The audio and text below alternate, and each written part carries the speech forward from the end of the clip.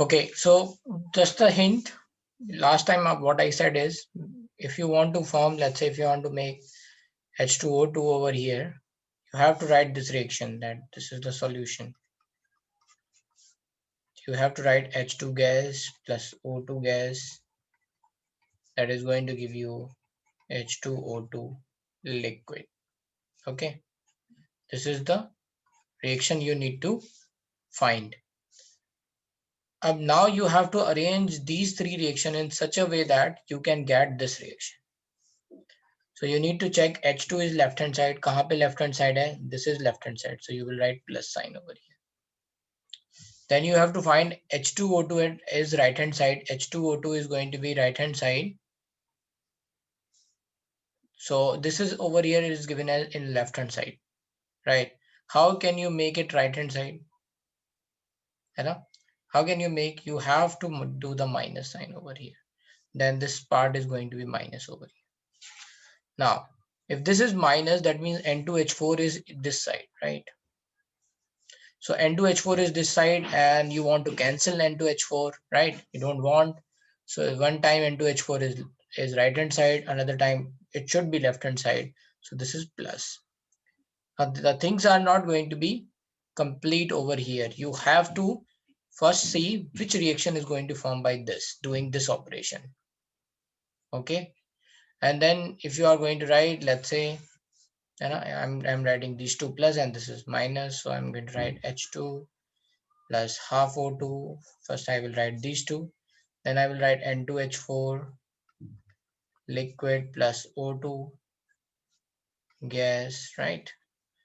Then I will write this part N2, because I have done the minus sign over here. 4H2O liquid. Then it is going to give you, है ना? ये बात समझ में आ रही है? Minus करने पे रिवर्स रिएक्शन क्या हो गई? उल्टी हो गई, right? So we are going to add these two reactions because we want H2 this side and H2O to this side. So we have to do minus over here, तो इसको N2H4 को हमने यहाँ पे प्लस किया. Now what is we are going to write right hand side? So we will write N2H4 plus 2H2O2 plus N2 gas plus 2H2O liquid plus H2O liquid. So this is the whole reaction you can see. Now you can cut the common part. This is you are going to cut, right? You can cut this part. You are going to cut 2H2O and O2, H2O over here. So this is 3H2O, means one H2O is left over here. And that's it.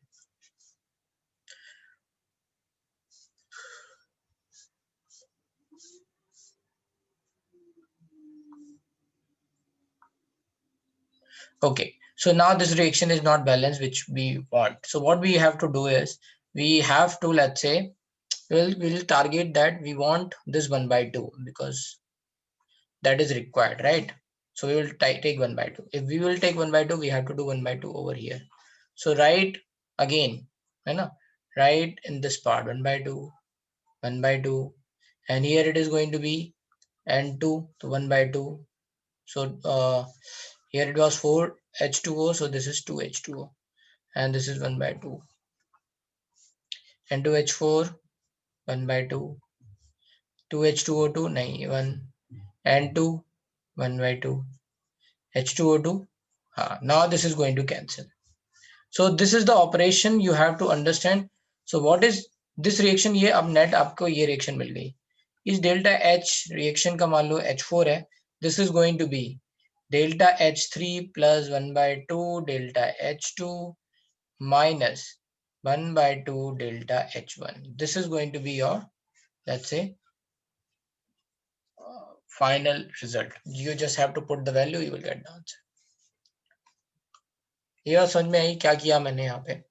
So the best way is when you have to make a, let's say, final equation, you want to have enthalpy of formation. So you will write formation reaction. Formation is from 1 mole amount from required amount of elements in their atmospheric state, stable atmospheric state. So this is H2 O2. So this is going to form H2O2 liquid. Now you just have to arrange these reactions so that you can get this reaction. Now what are the application you have to do? You have to add these two reactions and you have to subtract. You have to put 1 by 2 because here H2O2 is 2, so we are writing 1 by 2. To cancel out this 1 by 2, we have to write 1 by 2 over here. समझ में आया? आ गया answer सबका? किसी को कोई problem? इसको लिख लो, है ना? एक बार ये मैं रब कर दे रहा हूँ. Now you just try to solve by yourself. And there are n number of ways you can do, है ना? तो जिन लोगों ने जैसे मैंने 1 by 2 से मल्टीप्लाई किया है, what people can do is they can, right, they can do is they can multiply by it by one, let's say over here.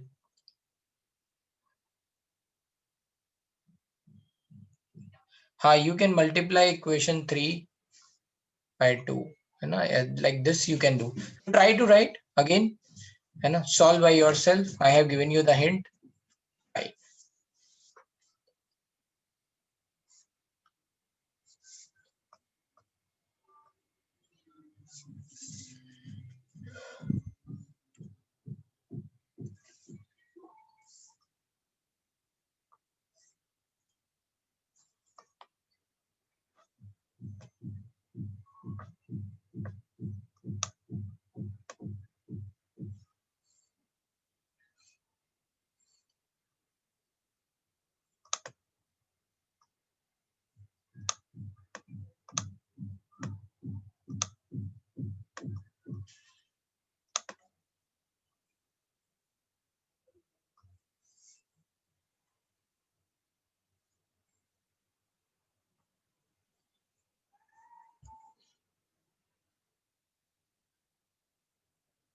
चलो अब हम चलते हैं आगे. ठीक है, इसमें किसी को कोई प्रॉब्लम नहीं है, राइट?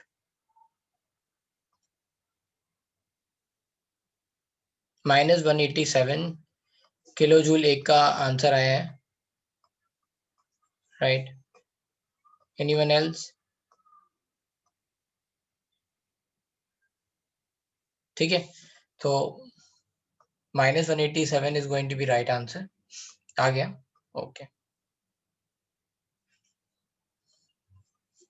तो ये तो था कि उल्टा कल हमने क्या किया था, कल हमें एंथैल्पी ऑफ फॉर्मेशन दे रखा था तो डेल्टा एच रिएक्शन निकाला था. यहाँ उल्टा है, यहाँ पे अलग अलग रिएक्शन दे रखी है और इसके हिसाब से हमें एंथैल्पी ऑफ फॉर्मेशन निकालना है. So the only thing is Hess law. You just have to remember. You can simply add or subtract the reaction. You can multiply any factor to the reaction and then you can see कि कौन सा reaction बनेगा. So this is very simple. But yes, signs are very important. जैसे यहाँ पे minus sign है सबके, right? If you are adding, so you have to understand कि अलग से आपको लिखना पड़ेगा, right? You have to write like plus, then you have to write -285. Just do not try to skip the simple step, because what happens is people forget this minus, this plus, they are going to subtract. So all these confusion happens, and in this part numerical based questions are going to come, is going to have integer type values, right? And that is very important. तो यहाँ पे गलत होने के chances बहुत ज़्यादा है. ठीक है. How to multiply reactions? Two reaction we are not multiplying, we are multiplying a factor like 1 by 2, 1 by 2, right? Like this. So I'm not multiplying two reactions. We are multiplying some factor, right? Scalar quantity. Now let's move on to another type of enthalpy, that is enthalpy of combustion. Okay. Next second is enthalpy of combustion.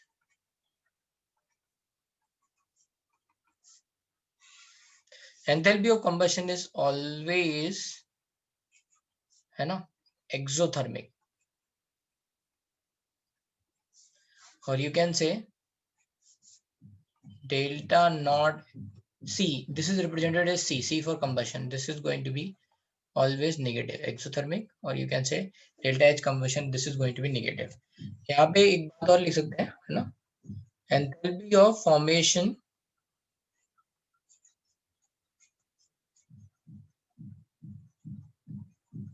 is generally, है ना, generally negative, but can be positive also. So this is the difference. Enthalpy of formation is generally it is negative, but can be positive also, है ना? तो positive भी होती है कई कई जगह पे, बट एंथैल्पी ऑफ कंबशन के लिए क्या है? एंथैल्पी ऑफ कंबशन के लिए this is going to be always, this is going to be negative, right? Now what is the definition, right? So what is the definition enthalpy of combustion? In 1 mole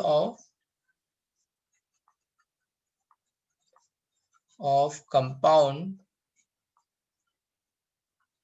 है ना, burn in required amount of oxygen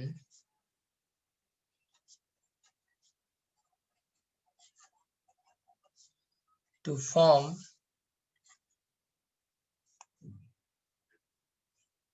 compounds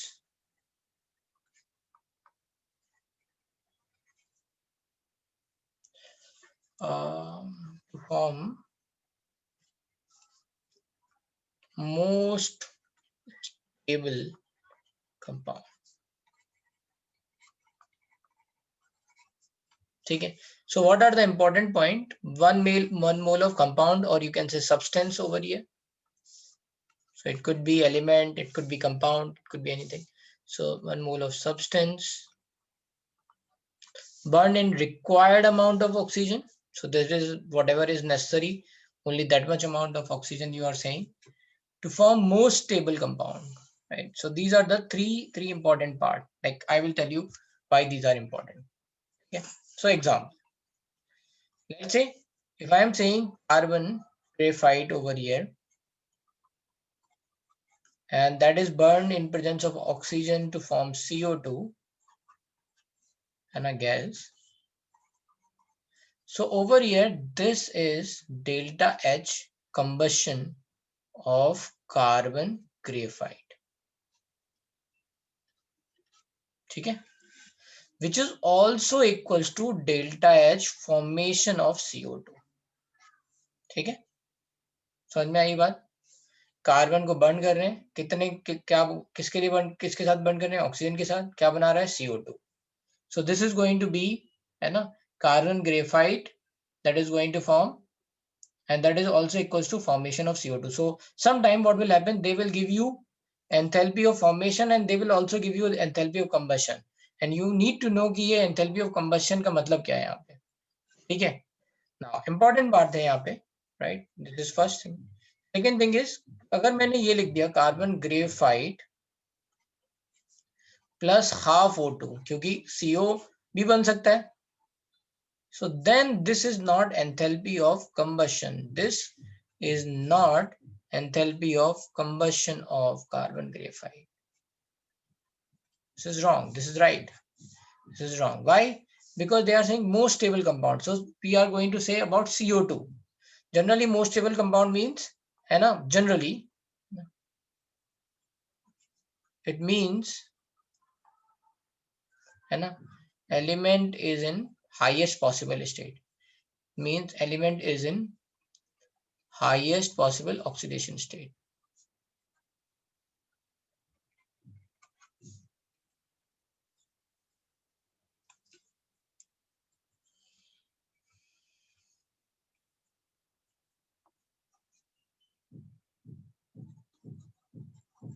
ठीक है? So this is not enthalpy of combustion of carbon, right? But this is equals to enthalpy of formation of CO. Correct? कितने लोगों को ये बात समझ में आ गई? है ना? CO को बनाने के लिए तो यही चाहिए होगा ना, रिक्वायर्ड अमाउंट ऑफ एलिमेंट्स कौन कौन से, कार्बन और हाफ CO. तो जो ये वैल्यू आएगी, मान लो ये वैल्यू आई 190 समथिंग, राइट? तो then this is not enthalpy of combustion of graphite, but it is formation of CO gas. ठीक है? यहाँ पे ये वैल्यू आती है 393.5. वो मैं बता चुका हूँ, मैंने बोला था आपको याद रखना है, राइट? पहले तो ये समझो कि ये रिएक्शन को क्या मैं ये बोल सकता हूँ, ये इस रिएक्शन को कि ये रिएक्शन फॉर्मेशन रिएक्शन लिखी है CO की.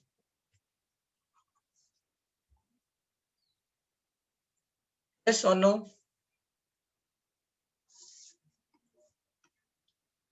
ये सीओ की फॉर्मेशन रिएक्शन लिखी है, तो जो एनर्जी यहाँ पे लिखी, जो भी एनर्जी आएगी, एंथैल्पी की वैल्यू आएगी, वो क्या होगी? Formation enthalpy of CO gas. Yes, but ये enthalpy of combustion of carbon नहीं है, ग्रेफाइट नहीं है। क्यों? क्योंकि इसमें सीओ बन रहा है, CO2 नहीं बन रहा है। क्या बन रहा है? सीओ। जबकि हम क्या कहते हैं कि ये required amount to oxygen to form most stable compound. ठीक है, तो यहाँ पे मोस्ट स्टेबल फॉर्म जो है वो बननी चाहिए, right? So that is CO2। और ये मैंने बताया कि जनरली इसका मतलब क्या होता है? Generally it means element is in highest possible oxidation state. ठीक है, अब समझते हैं दूसरी बात, एक और तीसरा एग्जांपल। अगर मैंने ये लिख लिया कि कार्बन डायमंड यहां लिख दिया है ना, plus half O2 and that is going to form CO2 gas, then this is है ना equals to enthalpy of combustion of diamond, but this is not equal to enthalpy of formation of CO2। क्योंकि यहाँ पे ये diamond है, हमें carbon कौन सा चाहिए? ग्रेफाइट, मोस्ट स्टेबल स्टेट वाला चाहिए, राइट? बट यहाँ पे डायमंड है, right? So this is not equal to, so you have to be very careful in those reaction. ये कंबशन, यहाँ पे दो बातें हैं, एक तो फॉर्मेशन ऑफ CO2 हो रहा है, एक तरफ बर्निंग ऑफ कार्बन हो रहा है। तो बर्निंग ऑफ कार्बन डायमंड हो रहा है, तो this is combustion of diamond. But formation of CO2 graphite से नहीं हो रहा है ना? That's why this is not equal to formation of CO2। समझ में आया है ना?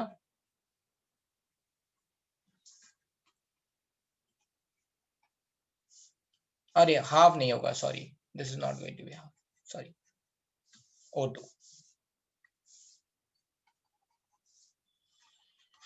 Similarly, if I am going to write carbon graphite, carbon diamond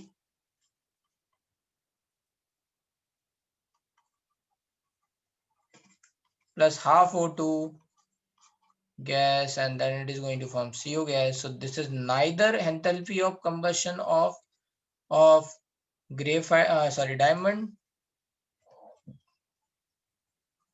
neither it is enthalpy of formation of CO gas। ठीक है, ये दोनों ही नहीं होगा। तो ये जस्ट नॉर्मल रिएक्शन है, एनी नॉर्मल रिएक्शन। कितने लोगों को ये बात क्लियर है? हाथ उठाओ, प्लीज योर हैंड, जिनको ये बात क्लियर हो गई कि क्या कह रहे हैं।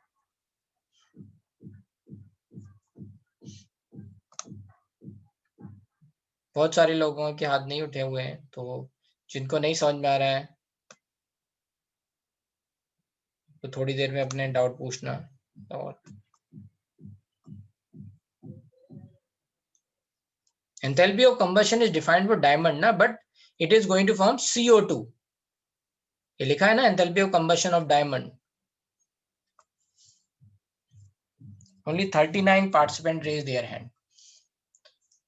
बाकी लोग क्या कर रहे हैं भाई? सो रहे हैं? क्या कर रहे हैं? क्यों कुछ नहीं समझ में आ रहा है तो पूछ लो।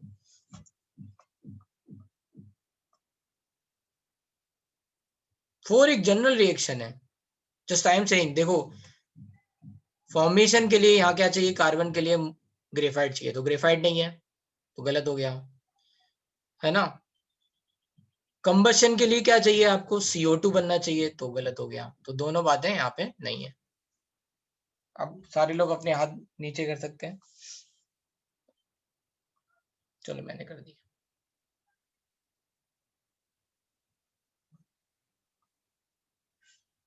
ठीक है, तो जिनको नहीं समझ में आ रहा है वो फिर से सुन ले मेरी बात, मैं क्या बोल रहा हूँ। एंथैल्पी ऑफ फॉर्मेशन, मैं भूल जाओ वो सब। एंथैल्पी ऑफ फॉर्मेशन का मतलब क्या है कि अगर मैंने यहाँ पे H2O2 लिक्विड लिखा था, तो मैं ऐसे नहीं लिख सकता हूँ H2O2 लिक्विड बनाने के लिए कि half H2 plus H2O is going to form H2O2, right? This is going to be wrong। अब ये कोई एक रिएक्शन तो है कि मान लो ये ऐसे करके ऐसा बना रहा हो, मान लो हाइपोथेटिकल रिएक्शन है, इसके कारण कुछ एंथैल्पी चेंज भी आ जाएगा, right? But whatever enthalpy change will come, whatever value will come, that is not equals to enthalpy of formation. आप लोग ये बात विजुलाइज कर पा रहे हो? क्यों नहीं होगा? क्योंकि यहाँ पे हमें H2O नहीं चाहिए, यहाँ पे हमें O2 चाहिए। कोई भी सब्सटेंस अपने कॉन्स्टिट्यूएंट एलिमेंट से के मोस्ट स्टेबल स्टेट से बनता है तो हम एंथैल्पी ऑफ फॉर्मेशन कहते हैं। तो H2O2 के लिए हमें हाइड्रोजन और ऑक्सीजन तो चाहिए, लेकिन हाइड्रोजन एज H2 चाहिए और ऑक्सीजन एज O2 चाहिए, H2O नहीं चाहिए। यह है enthalpy of formation. So similarly अगर मैं यहाँ पे बोलूं कि यहाँ ग्रेफाइट लिखा है CO बना, पहले देखो CO ग्रेफाइट लिखा है तो मैं कहूंगा हाँ ठीक है, ग्रेफाइट और ऑक्सीजन लिखा है, इसका मतलब ये क्या है, ये एंथैल्पी ऑफ फॉर्मेशन CO है, ठीक है। फिर यहाँ पे CO2 लिखा हुआ है तो कार्बन मिल गया ग्रेफाइट और O2 मिल गया, तो ये एंथैल्पी ऑफ फॉर्मेशन CO2 है। फॉर्मेशन वाली बात खत्म हो गई। ये एंथैल्पी ऑफ फॉर्मेशन नहीं हुआ क्योंकि यहाँ डायमंड है, यहाँ डायमंड है, तो this is not going to enthalpy formation, बात खत्म हो गई। अब आते हैं कंबशन पे। कंबशन क्या होता है कि जो भी हम बना रहे हैं कंपाउंड, जो भी बर्न होके बन रहा है वो हाईएस्ट पॉसिबल ऑक्सीडेशन स्टेट में आए, मोस्ट स्टेबल फॉर्म में आए। तो CO2 और CO दो पॉसिबिलिटी है, तो कौन सी वाली सही होगी, CO2 वाली। तो जहां CO2 आ रहा है वहां पे हम कंबशन बोलेंगे। यहाँ CO2 किससे आ रहा है, ग्रेफाइट के बर्न होने से, तो ये हो गई enthalpy of combustion of graphite. यहाँ CO2 किससे आ रहा है, डायमंड से, तो ये हो गया enthalpy of combustion of diamond. जहां CO बन रहा है वहां पे ये एंथैल्पी ऑफ कंबशन नहीं कहलाएगा। ठीक है, क्लियर है, समझ में आया? जल्दी से हाथ उठाओ जिन लोगों को समझ में आ गया, फिर से।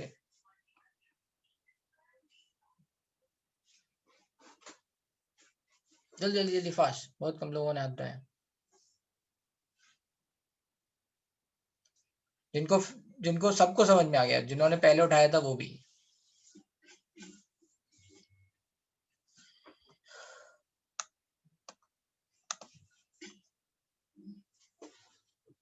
ओके, चलते हैं अब आगे।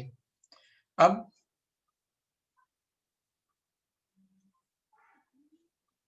एक मिनट, ठीक है। सो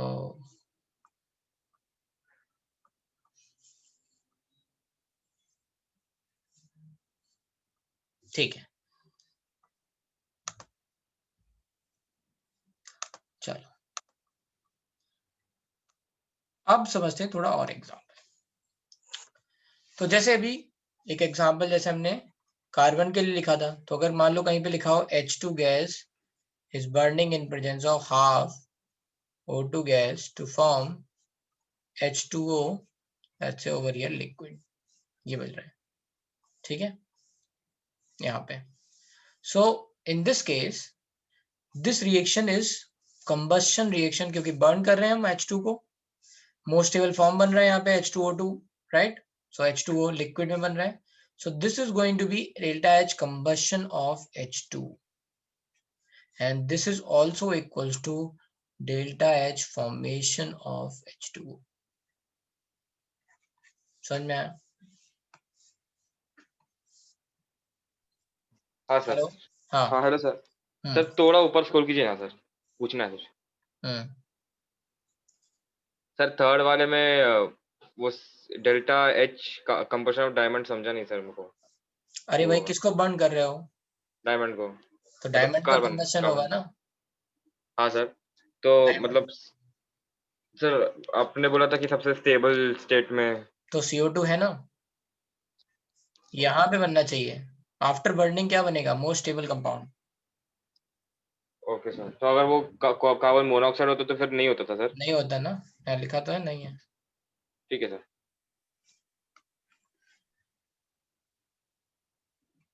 जल्दी से लिख लो फास्ट।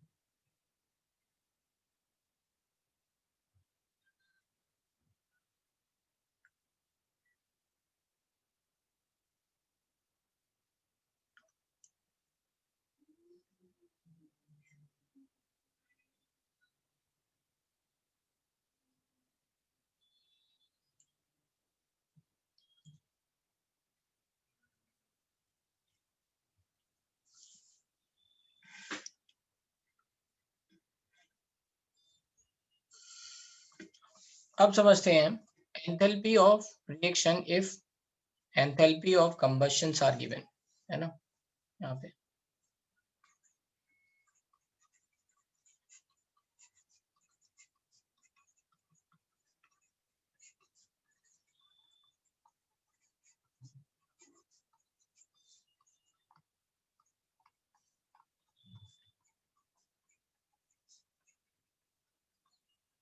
ठीक है, ये enthalpy of reaction if enthalpy of combustions are given. ठीक है, तो जैसे एक एग्जांपल के थ्रू हम समझ रहे हैं, दैट इज जो हमने पहले लिया था बस उसी को ले रहे हैं। C2H4 gas which is going to burn, which is going to react with H2 gas to form C2H6 gas। ठीक है, यहाँ पे ये क्या है, डेल्टा H हाइड्रोजनेशन, ये हमें निकालना है। गिवन दैट, है ना, delta H combustion of C2H4 gas is let's say X, now delta H combustion of H2 gas let's say Y, delta H combustion of C2H6 gas let's say given as Z। ये value question में दे रखी है already, सब combustion value दे रखी है और आपको देखना है। ठीक है, अब इंपॉर्टेंट बात ये है कि जब भी ऐसे क्वेश्चन आएंगे तो ये जितना भी डेटा दे रखा है सब यूज होगा, तो अगर कहीं पे आप ये डेटा यूज ना कर पाओ तो समझ लो कोई कॉन्सेप्ट आपने मिस कर दिया है। ठीक है, तो हो सकता है यहाँ कंबशन की जगह क्वेश्चन में फॉर्मेशन दे रखा हो, है ना, फॉर्मेशन ऑफ H2O लिक्विड, तो आप कंफ्यूज हो गए कि क्या करना है यहाँ पे, right. So you have to remember कि अच्छा ये इसके बराबर होता है, समझ में आया, ऐसा कुछ हो सकता है कभी कभी। अब करना क्या है यहाँ पे, फॉर्मूला बताना है, फॉर्मूला तो डायरेक्टली मैं बता सकता हूँ लेकिन I have to prove. So what I am going to do is, मैं C2H4 को बर्न कर लेता हूँ, मैं पहले इसकी कंबशन रिएक्शन लिख लेता हूँ। C2H4 को बर्न करूंगा तो ये क्या कितना हो जाएगा, 2 यहाँ पे 4, so 2CO2 sorry 3,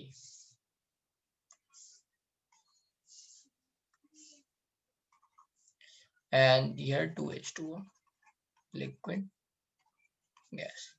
If I am going to burn, so this is given as let's say X, है ना, always remember these values are given in per mole, so you are going to write 1 mole over here, है ना, C2H4 H2, then this is going to be half O2 to form H2O liquid, and C2H6 you are going to write, then this is 7 by 2 O2, then this is going to form 2CO2 gas plus 3H2O liquid. So this is given X, this is given Y, this is given Z. All these values are given in minus because all these values are negative, right? So I have not written minus, you can write here. Okay. All these values are given like this. Now you understand this. Now what you have to make, आपको ये equation बनानी है, मतलब C2H4 आपको left hand side पे चाहिए, H2 left hand side पे चाहिए, इसका मतलब क्या है, ये प्लस C2H6 आपको राइट हैंड साइड पे चाहिए तो ये minus. If you are going to write, then what will happen, delta H and hydrogenation is nothing but, right, मान लो ये third reaction है, which is I am writing over here, let's say delta H1 right now, then we will put the value delta H2, let's say delta H3. So I will say I have added these two reactions, so this is delta H1 naught plus delta H2 naught minus delta H3 naught. So this is nothing but, you know, delta H combustion of C2H4 plus delta H combustion of H2 minus delta H combustion of C2H6. Now, so can I write this? Hence, and this is proved. Hence, I can write delta H reaction is nothing but summation of, you know, new over here. These are C2H4 and H2 are reactants. So new are delta H combustion of reactant minus new P delta H combustion of product, है ना। उल्टा formation में क्या था, product minus reactant, यहाँ क्या आ रहा है, reactant minus product. So this is your formula.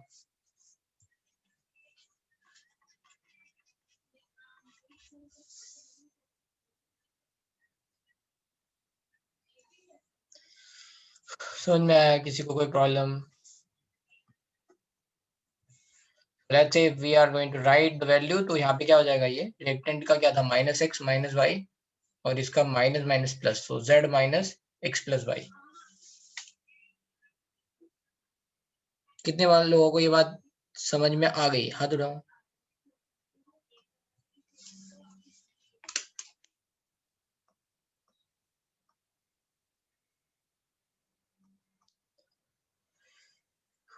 जल्दी उठाओ, फास्ट. कितने लोग ऐसे हैं जिनको, अभी मैं सबके हाथ नीचे करवा दे रहा हूँ, जिनको ये नहीं समझ में आया, हाथ उठाओ. जिनको ये नहीं समझ में आया, हाथ उठाओ.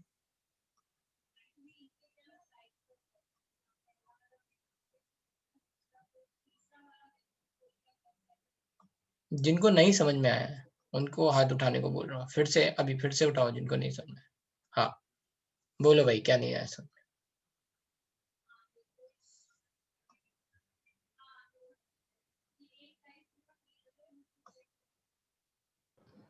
सर मुझे ये मतलब अपने ये प्लस और माइनस कैसे किया वो नहीं समझा है थोड़ा. अरे भाई ये C2H4 मेन रिएक्शन क्या थी, क्या निकालना था आपको, heat of hydrogenation for this reaction, right ना. हाँ. हाँ, तो यहाँ पे C2H4 और H2 क्या है, लेफ्ट हैंड साइड पे है. आपको लेफ्ट हैंड साइड में ही चाहिए ना. इसका मतलब है इनको उल्टा करने की जरूरत नहीं है, इनको डायरेक्टली ऐसे जोड़ दो. So we are not changing anything. ये रिएक्शन में C2H6 आपको राइट हैंड साइड पे है, और जो आपने कंबशन रिएक्शन लिखी है वहां पे क्या है, C2H6 लेफ्ट हैंड साइड पे है. तो आप क्या कैसे करोगे, उसको रिवर्ट करोगे ना, उल्टा करोगे. यस. तो उल्टा कर दिया, तो माइनस साइन लगा दिया यहाँ पे, फिर जोड़ दिया सबको. ओके सर, समझ गया. Thank you. नहीं तो ये फॉर्मूला है ना, ये फॉर्मूला आप याद रखो. वहां क्या था, प्रोडक्ट माइनस रिएक्टेंट, यहाँ पे क्या है, रिएक्टेंट माइनस प्रोडक्ट.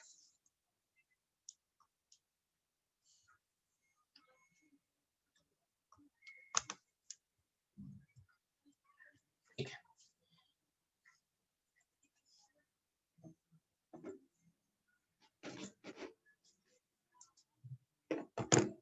अब चलते हैं थोड़ा और आगे. तो ये जो एंथैल्पी ऑफ कंबशन है, इसको कैलकुलेट कैसे करते हैं, है ना. तो नेक्स्ट है calculation of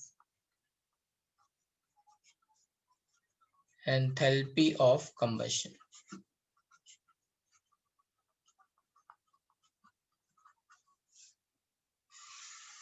calculation of enthalpy of combustion, और you can write bomb calorimeter.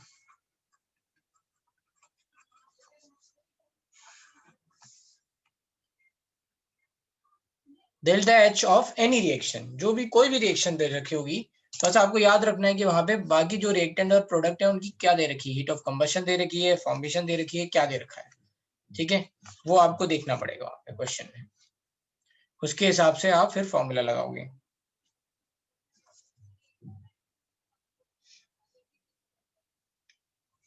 ठीक है, अब चलते हैं आगे, फिर मैं कुछ एक दो क्वेश्चन आपको दूंगा.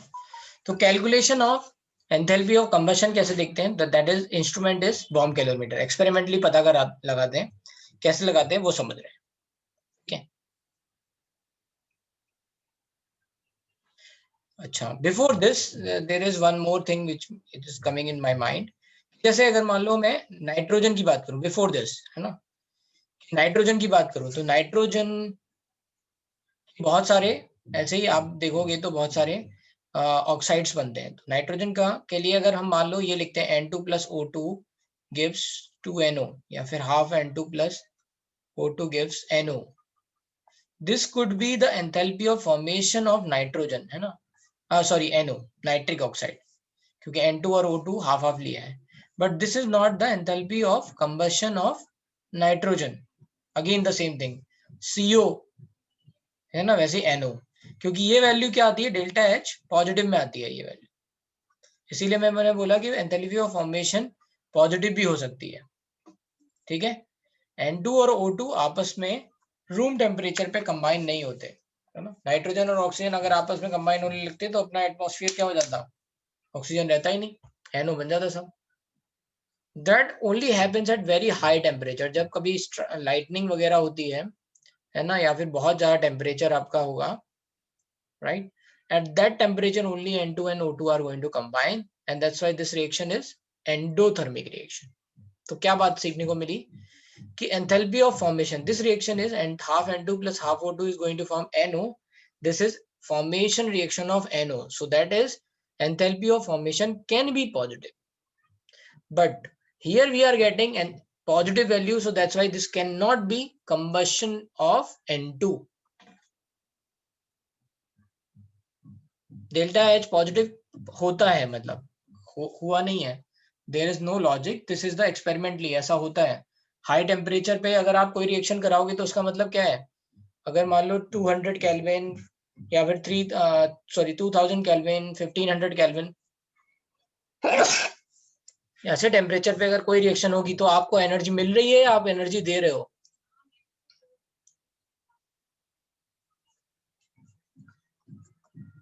आप एनर्जी दे रहे हो ना, that's why delta H positive, उतना एनर्जी दिया आपने तब जाके ये रिएक्शन हो रही है।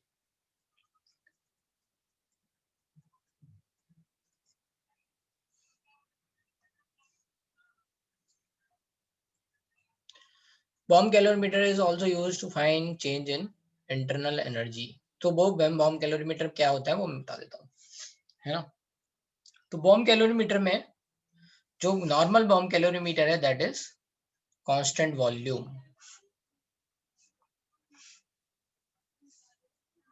कांस्टेंट वॉल्यूम, ठीक है। So mostly this is given in reaction.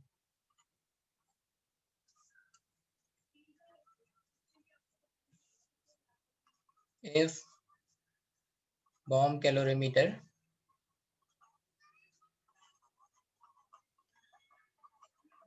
meter is not specified,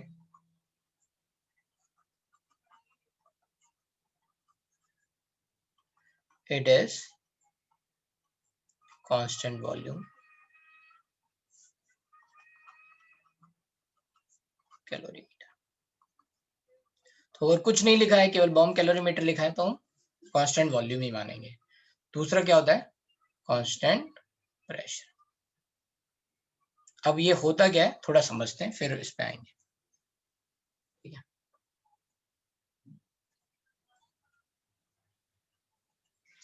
तो होता ये है कि जब भी कभी किसी की कंबशन, जैसे फ्यूल है ना, सब सारे फ्यूल बर्न हो रहे हैं and we want to check which one is more efficient, मतलब किसको कौन सस्ता पड़ेगा और कौन किसको बर्न करके ज्यादा एनर्जी मिल जाएगी, राइट।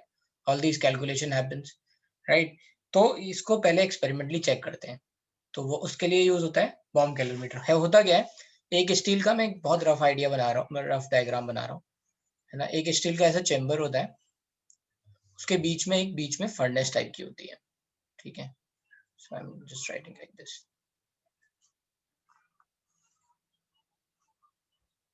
ठीक है। इस फर्नेस में इलेक्ट्रोड्स होते हैं जिनके बीच में, राइट, कोई चीज बर्न होगी, और एक तरह से ये प्लेट ले लो, अगर लिक्विड है तो, नहीं तो गैस है तो कोई बात नहीं, है ना, स्माइली बन गई, ओके। एनीवे ये एक प्लेट हो गई, राइट, ठीक है।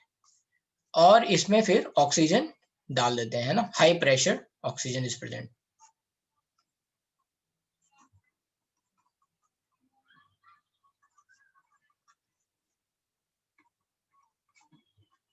अब जो भी हमें बर्न करना है, जो भी हमें फ्यूल का बर्न करना है, उसका एक बहुत छोटा सा अमाउंट यहाँ पे लेके इसको बर्न कर देते हैं।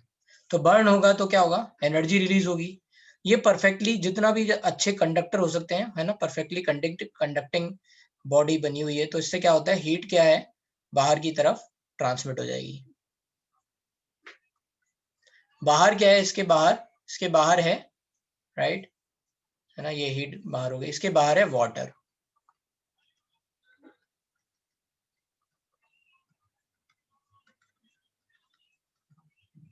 ठीक है, और उसमें एक लगा हुआ है थर्मामीटर,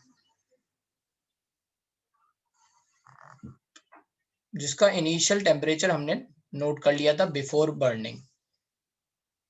हम ये मानते हैं, और ये जो स्टील के इसके बाहर है ये परफेक्टली नॉन कंडक्टिंग है, मतलब जितनी हीट आई वो सब वाटर ही एब्जॉर्ब करेगा, है ना। सो दिस इज नॉन कंडक्टिंग। इसके बाहर तो हम बोलते हैं ये बाहर हीट स्केप नहीं होगी, सब वाटर, और ये है ना, ये हो गई नॉन कंडक्टिंग बॉन्ड्स।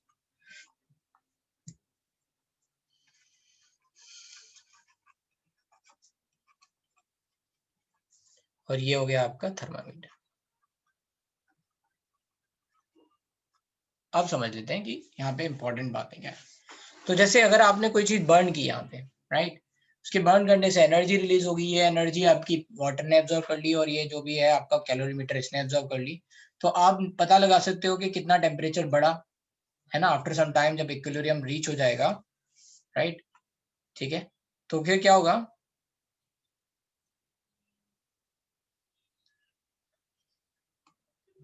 क्या है क्वेश्चन,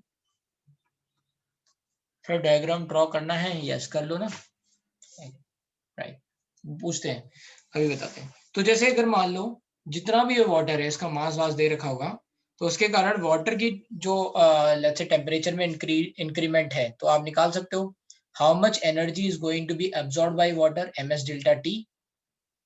ठीक है, यू कैन एब्जॉर्ब, है ना, how much let's say energy is absorb by whole instrument, so you can say c delta T, right. अगर मान लो बॉडी का अलग दे रखा है कैलोरी, मतलब हीट कैपेसिटी, और वाटर की हीट कैपेसिटी अलग दे रखी है, तो आप अलग अलग काउंट कर लोगे। कभी कभी क्वेश्चन में दोनों को एक साथ दे देते हैं, अगर उन्होंने लिखा है कि heat capacity of complete, let's say, है ना, complete instrument, in that they have included the water also, right, then you will say c dt, c delta t, c is total heat capacity.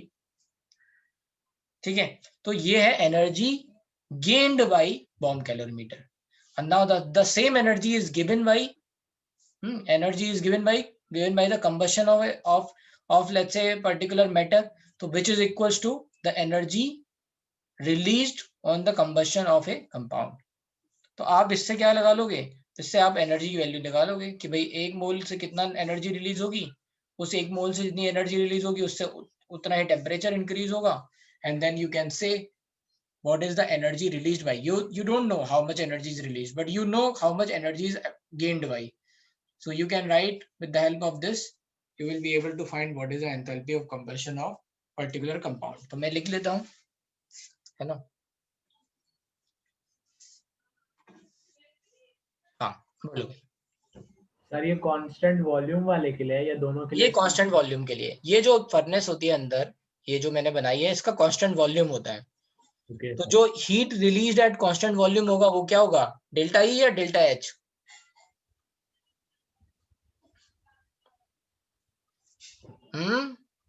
Sir constant volume पे जो heat होती है वो क्या होती है, डेल्टा ई या delta H? तुमने रिवाइज नहीं किया है जास्करन? नहीं किया सर, थोड़ा। बहुत बढ़िया, शाबाशी मिलेगी तुम्हें, ये चैप्टर तुम्हारा गोल हो जाएगा। ठीक है, टफ चैप्टर है ये। कितने आए केमिस्ट्री में नंबर आ रहे हैं या नहीं आ रहे हैं? सर आ रहे हैं ना। तो फिर इस वाले में गोल हो जाओगे तो अच्छा लगेगा। सर अभी रे ऑप्टिक्स भी चल रहा है फिजिक्स में, वहां भी वो भी खत्म हुआ सर। तो बात तो नहीं बोल रहे हो ये बात कि मैंने रिवाइज नहीं किया? सर कर रहा हूँ मैं सब थोड़ा थोड़ा। वहां थोड़ा थोड़ा वहां कर रहे हो, यहाँ पे नहीं कर रहे हो, राइट, सही है। Sorry sir. मैं याद रखूंगा ये बात कि ये लड़का फिजिक्स पढ़ रहा है, केमिस्ट्री नहीं पढ़ रहा है। सर ऐसा नहीं है। इसको रिवाइज करो बेटा, ये इंपॉर्टेंट चैप्टर है, बहुत इंपॉर्टेंट है। Yes sir. ठीक है, इससे 2 क्वेश्चन आते हैं लगभग। Yes sir. ठीक है, चलो।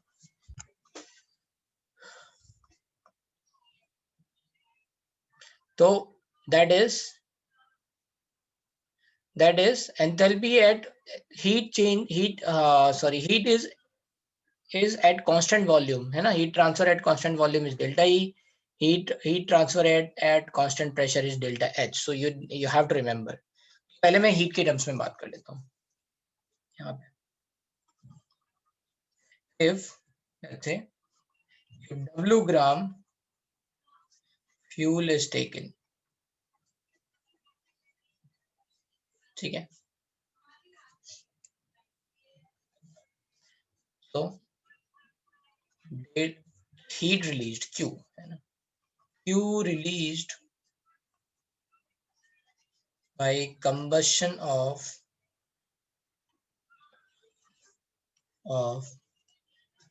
fuel is equals to Q gained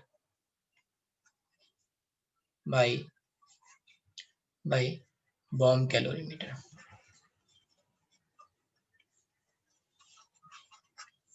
ठीक है, so that is going to be Q, whatever is heat gained by bomb calorimeter. How much is Q gained?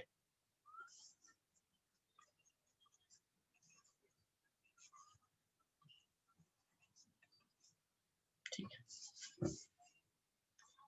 W gram fuel.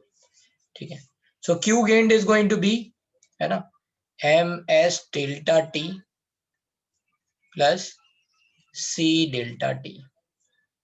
This is mass of water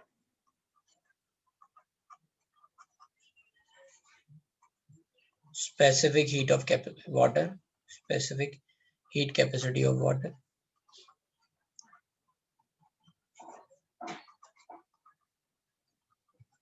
ठीक है, now this C is nothing but, है ना, this is going to be total heat capacity of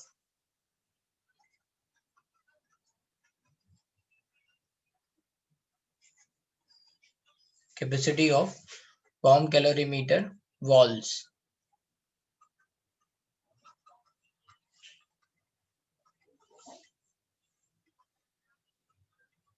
How we know कि हमें ये वाला formula लगाना है? अगर मास ऑफ वाटर लिखा हो कि कैलोरीमीटर में मास ऑफ वाटर दे रखा है, मान लो 100 ग्राम 100 ml वाटर दे रखा है, तो आप ये वाला फॉर्मूला लगाओ, है ना.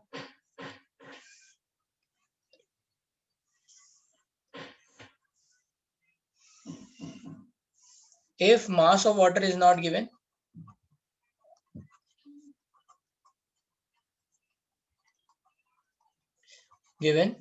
but total heat capacity of bomb calorimeter given,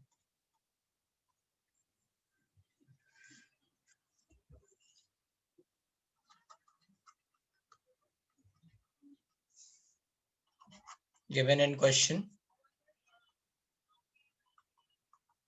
तो क्या हो जाएगा, Q gained क्या हो जाएगा आपका, and you will assume कि इन्होंने ये C में इन्होंने इंक्लूड कर लिया है वाटर को, so this is C delta T. समझ में आ गया ये बात? ठीक है, पहले ये समझ लें Q gained क्या हुआ. अभी ये हम we are talking about only in magnitude, ये बात भी ध्यान रखनी है. हम यहाँ पे जो वैल्यू निकाल रहे हैं, this is we are only calculating the magnitude. ठीक है, we are not talking about sign. अगर आपको साइन लिखना है, अगर हमें साइन लिखना है, right, so we can write this expression like this. अगर with sign अगर हम लिखेंगे तो इसको यहाँ पे लिख दो प्लस, जितना इसने रिलीज किया उतना इसने गेन किया, इक्वल्स टू 0. तो Q रिलीज क्या हो जाएगा, माइनस Q गेन्ड हो जाएगा. ऐसे भी लिख सकते हैं, आई थिंक यही लिख लो. ठीक है, जितना एनर्जी रिलीज हुई उतना गेन हो गई, नेट एनर्जी ट्रांसफर कितना हो गया, 0. So that is Q release by combustion of W gram fuel plus Q gained by bomb calorimeter equals to 0. तो इसमें आपको साइन अगर दोबारा से ध्यान नहीं देना पड़ेगा. ठीक है, साइन का ध्यान नहीं देना पड़ेगा. अब फिर से समझ लेते हैं कि अगर क्वेश्चन में मान लो वाटर ये दे रखा है कि वाटर का अमाउंट कितना है, तो आपको समझ में आएगा कि, और ये भी दे रखा है हीट कैपेसिटी, तो आप समझ जाओगे कि वाटर के लिए ms डेल्टा टी लगाना है, बाकी ये सब वॉल्स का दे रखा होगा. इसलिए अगर वाटर का अमाउंट नहीं दे रखा है तो हीट कैपेसिटी डायरेक्टली दे रखा होगा, then you will say C delta T बस, क्योंकि ये इसमें इंक्लूड हो गया.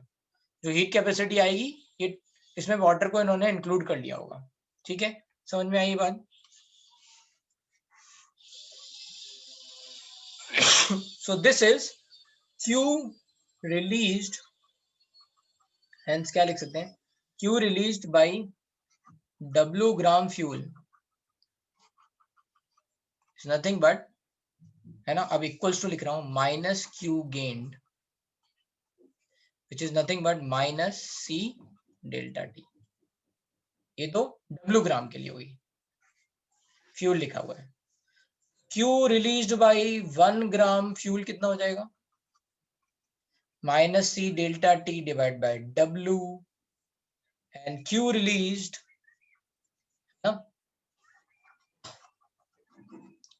बाय M ग्राम, है ना, MW, that's a molar mass।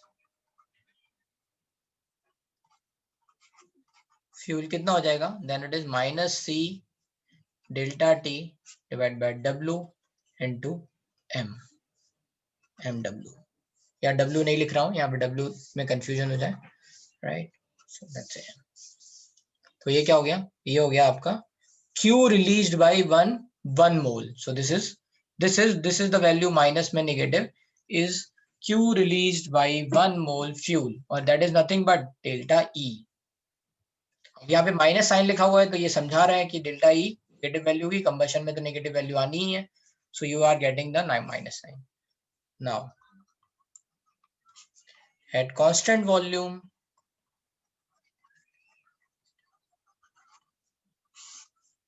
Q released by 1 mole fuel which is minus C delta T into M by W is nothing but delta E।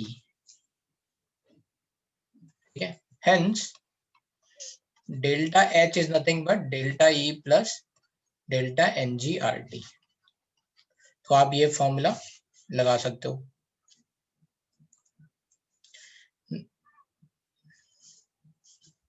If ये एक minute,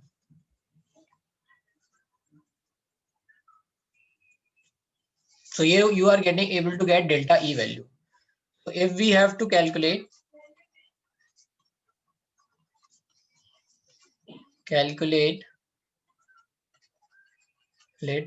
enthalpy change, not the internal energy change, enthalpy change। Question में लिखा है enthalpy of this following reaction, तो enthalpy change पूछ रहे हैं। So if we have to calculate enthalpy change, delta H is equals to delta E plus delta NGRT।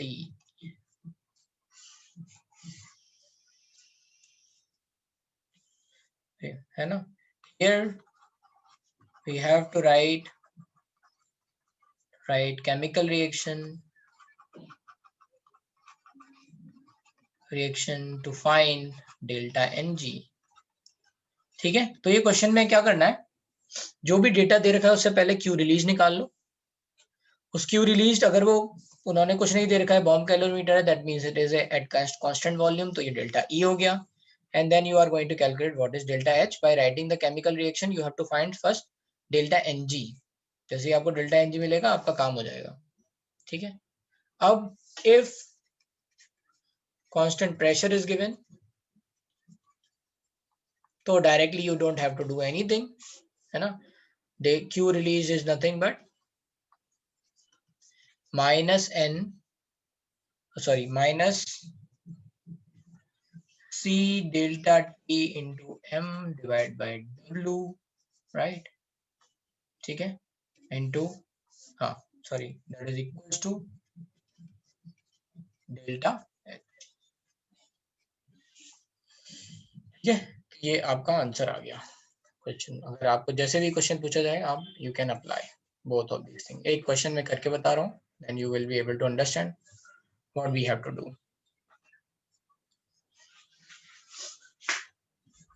In both case, C is the total heat capacity of bomb calorimeter including water। ठीक है, अगर water का मास अलग से water का दे रखा है तो फिर यहाँ पे फॉर्मूले में आप उसी तरह से आप, है ना, यू विल इंक्लूड।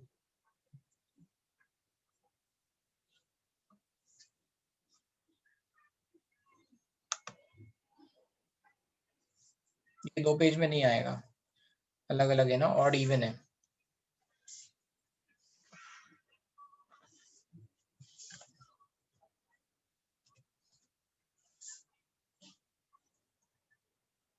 सिंपल है बहुत, आप मतलब ये फॉर्मूले पे मत जाओ, केवल दिमाग लगाओ। जितनी एनर्जी रिलीज हुई उतनी गेन हुई।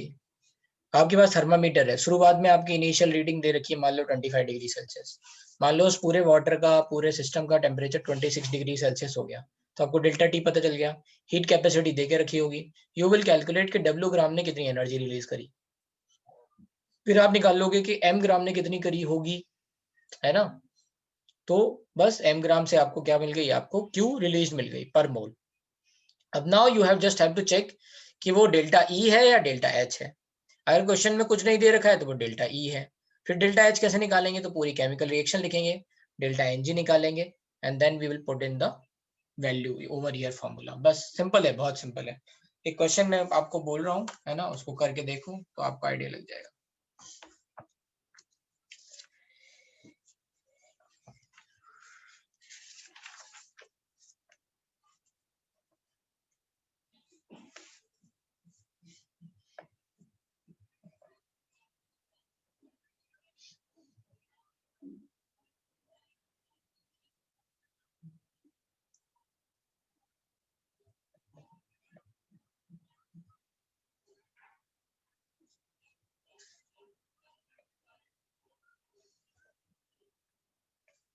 चलो लिखो।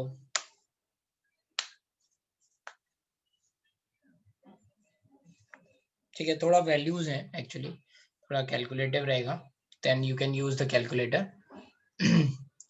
so you just have to write m, capital M is molar mass, लिखा भी है ब्रैकेट में मोलर मास, और W लिखा है ग्राम।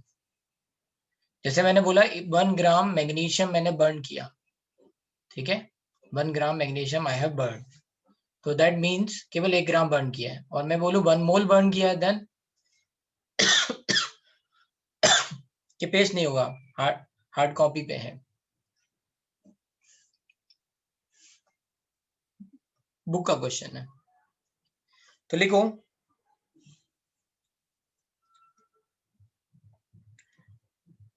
0.1 ग्राम सैंपल ऑफ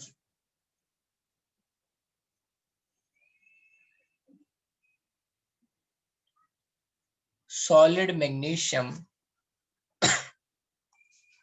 0.1 ग्राम, मैं एक ही बार बोलूंगा बस, है ना, तो जो लोग नहीं लिख रहे हैं वो लिखना चालू कर दें।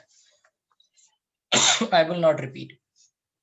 0.1 gram sample of solid magnesium in bracket molar mass equals to 24 gram is burned in a constant volume calorimeter, constant volume bomb calorimeter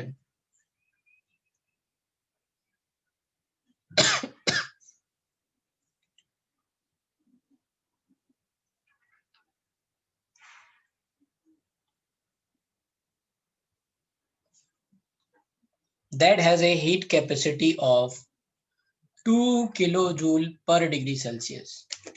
ठीक है, तो क्या क्या इंपॉर्टेंट बातें मैंने बताई अभी तक, राइट। 0.1 ग्राम सैंपल है सॉलिड मैग्नीशियम का, 0.1 ग्राम बताया हमने, राइट।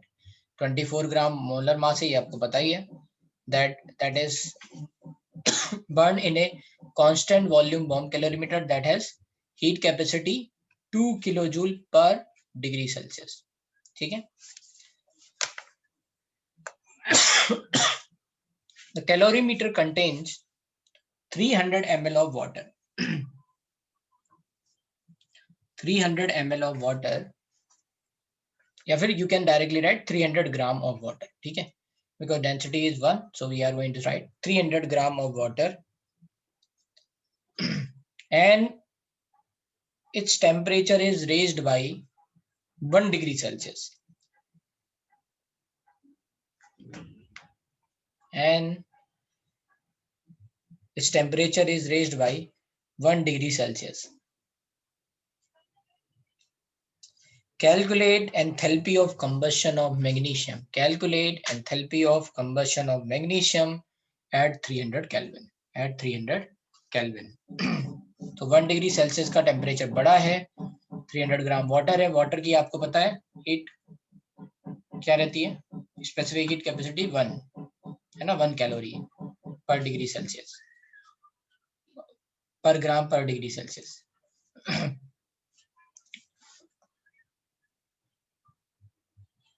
नहीं, I will not repeat. These are the information. 0.1 gram sample है. हीट कैपेसिटी कंटेनर की 2 kilo joule per degree Celsius है. 300 gram is water in that. The total temperature is increase by 1 degree Celsius. I try to solve.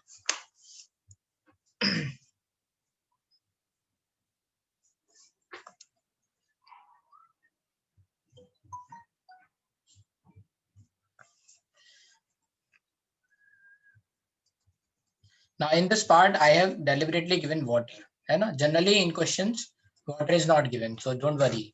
यहाँ पे ये direct formula use नहीं होगा, यहाँ water वाला पार्ट आपको लिखना पड़ेगा. ठीक है, तो प्रोसेस याद रखो व्हाट वी हैव डन.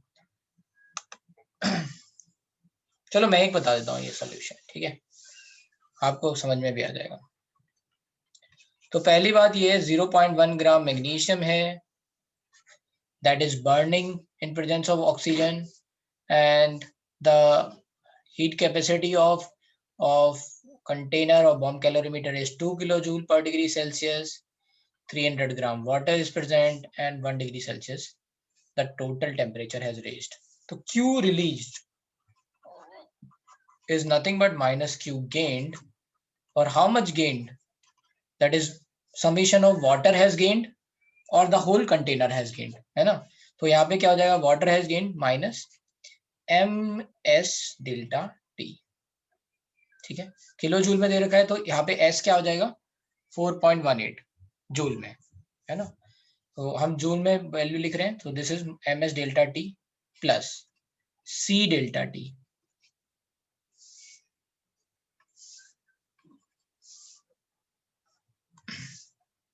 ये आ जाएगा. So this is nothing but minus 300 gram into S कितना होता है 4.18 इंटू डेल्टा टी की वैल्यू क्या है 1 डिग्री सेल्सियस. सी क्या है 2 किलो जूल, मतलब 2000 into 1. So this is the Q gain overall. So we can write value would have been, कितना हो जाएगा ये 1218 से आ जाएगा ये 54. So this is 1254 plus 2000 minus. So this is nothing but minus 3254 joule over here. This is by 1 gram, 0.1 gram.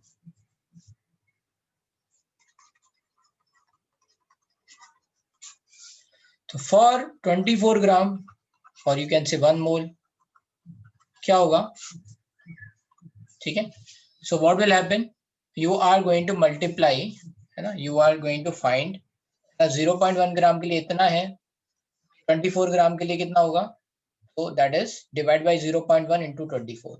So this is minus 3254 into 24 divided by 0.1, that is joule, or you can write minus 3.254 into, इसको मैं kilo joule में लिख ले रहा हूँ, तो -3.254 लिख रहा हूँ, एंड ये हो गया into 240 kilo joule over year पर. हाँ, दिस वैल्यू इज, जल्दी से बताओ मुझे कोई, ये कैलकुलेटर से कितनी value I.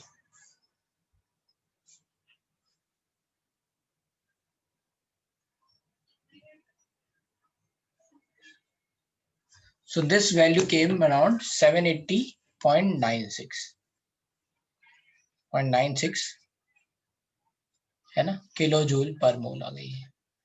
Now this value Q released is nothing but, यहाँ पे constant volume है, so this is nothing but delta E, which is nothing but minus 780.96 kilo joule per mole. ठीक है, अब क्या करेंगे, हमें तो डेल्टा एच निकालनी है। We will write chemical reaction. क्या है केमिकल रिएक्शन? मैग्नीशियम को बर्न कराना है, ऑक्सीजन की प्रेजेंस में क्या बनेगा? MgO, which is also solid. So what is delta Ng over here? ये जीरो, तो आधा मोल गैस जीरो हो रही है, राइट? सो फाइनल मोल्स कितने? जीरो। Ng के इनिशियल मोल्स कितने थे? आधे, तो दिस इज -1/2। समझ में आया ये कैसे 1/2 लिखा हमने? डेल्टा Ng सॉलिड है, सॉलिड को काउंट नहीं करेंगे, यहाँ पे देख लिया हमने। So we are going to get -1/2, बस अब लिख लो आप। So delta H is nothing but delta E plus delta NgRT. So delta E is nothing but -780.96 plus Ng की वैल्यू -1/2, R की value 8.314, or you can write 25/3 in short, and this is T is 300 Kelvin. Be careful, this is kilojoule, है ना? And here this is joule. So you are going to convert into kilojoule, you have to divide by 1000. ठीक है, ये बात समझ में आ रही है? This is in joule, right? This is in kilojoule. So I have divided everything by 1000 just to make joule into kilojoule, right?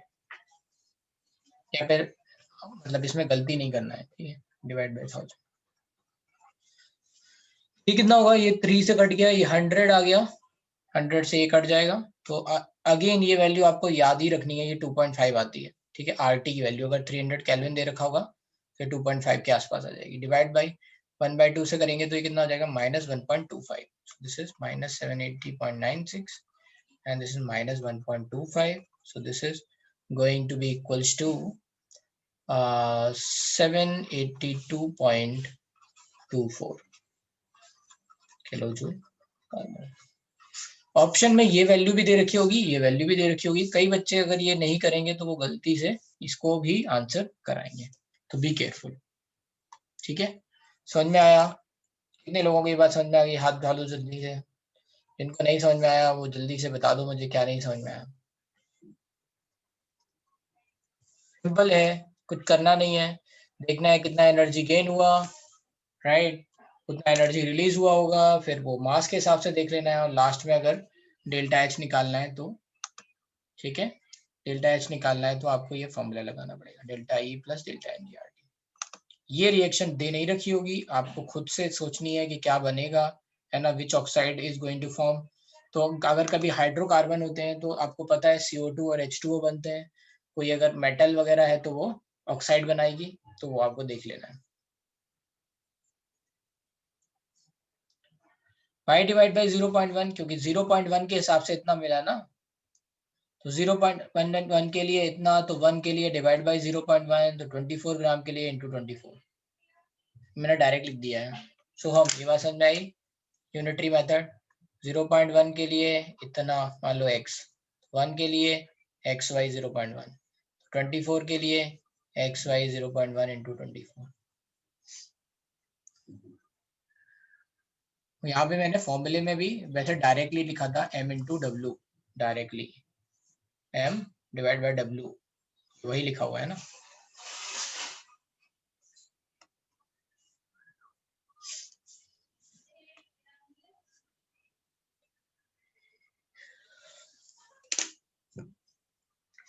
चलो, तो बहुत सारे लोगों को ये क्वेश्चन नहीं समझ में आया, एक बार फिर से पूछ लें जिनको ये डाउट है। बाकी सारे लोग हाथ नीचे कर लो, मैं 10 बार बताऊंगा लेकिन आपको समझ में आना चाहिए, ठीक है?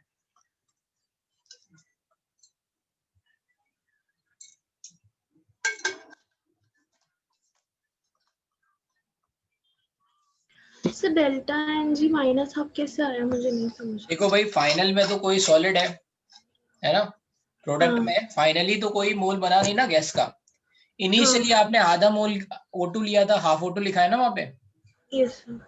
तो क्या हुआ? ओके, आधा फाइनल मोल माइनस खत्म हो गया तो माइनस आ गया ना, final 0, initial yes sir, half, तो क्या हो गया? समझा।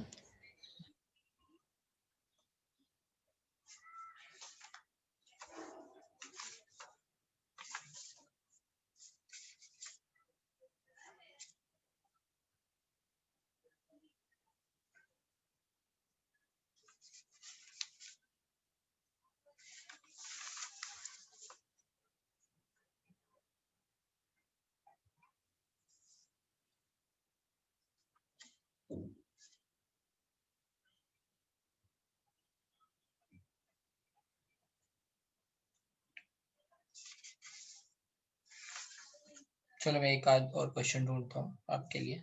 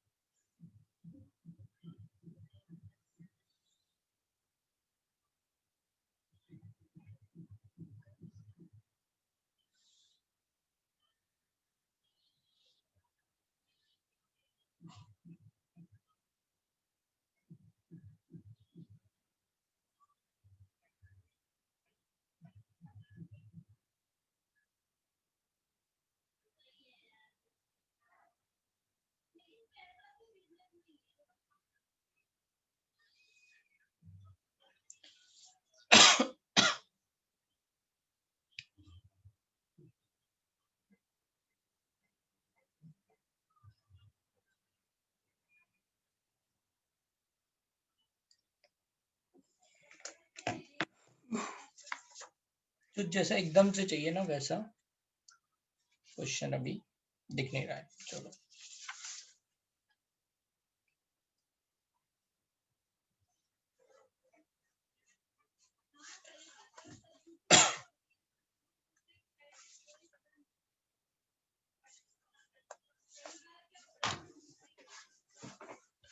डन।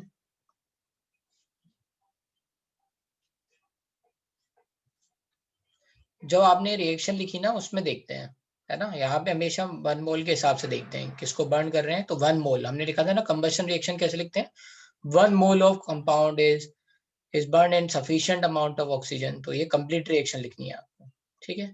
तो देखना है यहाँ पे कितना आया O2।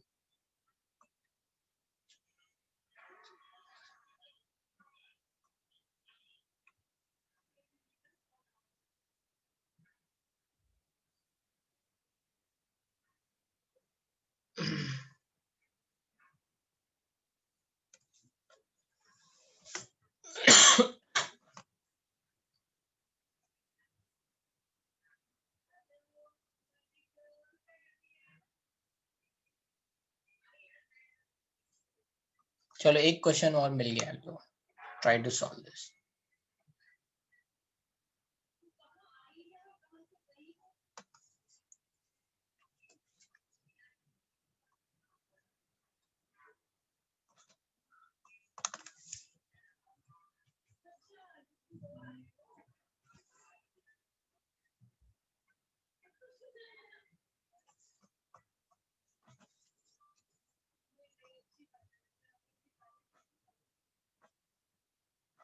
ठीक है ये, when 1 gram of oxalic acid is burned in a bomb calorimeter whose heat capacity is 8.75 kilojoule per Kelvin, the temperature is increased by 0.312, the enthalpy of combustion of oxalic acid is, you have to solve that।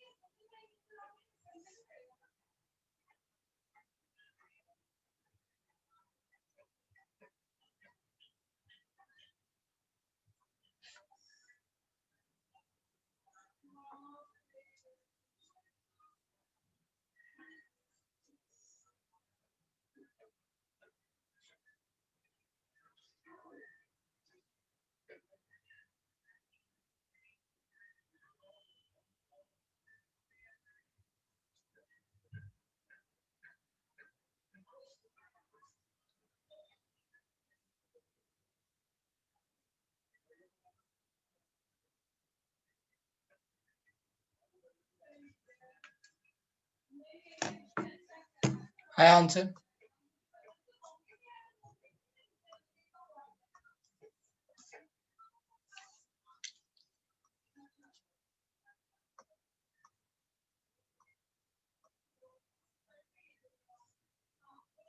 चलो देखते हैं हम, ठीक है। तो अब यहाँ पे वही सेम काम करना है हमें। हीट कैपेसिटी डायरेक्ट दे रखी है, वाटर वाटर कुछ नहीं दे रखा है, तो you can right Q released nothing but minus C delta T। मैं डायरेक्टली लिख रहा हूँ फॉर 1 मोल, है ना, फॉर 1 मोल डायरेक्टली लिख रहा हूँ मैं। So that is into M divided by W. So I will write this. H2C2O4 का कितना आया? 2 plus 24 plus 64. So this is 90 gram. So you are getting molecular weight 90 gram. Heat capacity कितना दे रखा है? 8.75 किलो जूल में, minus into कितना temperature बढ़ा है? 0.312 into कितना है? 90. This is divided by 1 gram. So this is nothing but delta E. What is delta H? So you have to write the reaction.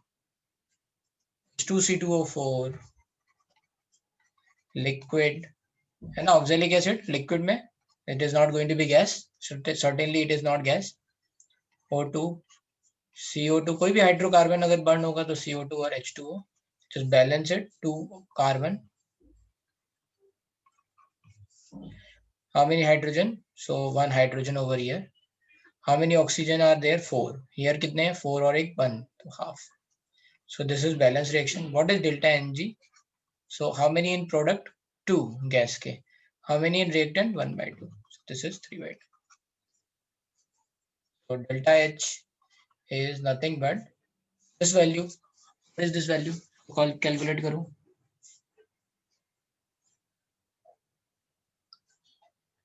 .75 into 0.312 into 90. So this is coming around 245.7, sorry. So this is delta E. You have to write this also. So minus 245.7 plus delta NGRT 3/2, R की value 25/3, T की value T दे रखा था ना, 300 Kelvin ही होगा, I think 27 degree Celsius. So 300 Kelvin divide by 1000. I have told you कि 1000 kilo joule में direct करेंगे क्योंकि ये सब वैल्यू किसमें है? किलो जूल में. Do not made this mistake, है ना. अगर आपने ये गलती कर दी तो ये 245, ये भी वैल्यू कुछ आएगी, 100 समथिंग वैल्यू आएगी, तो 345 वाला आंसर आप कराओगे. सो एनीवे यहाँ से ये 2.5 into 3,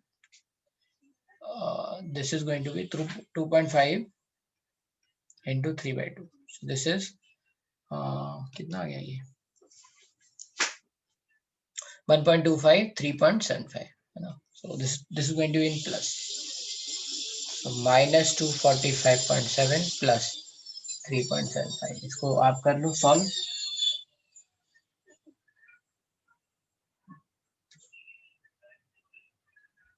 So this value will come to 41.95. So that is your answer in negative minus.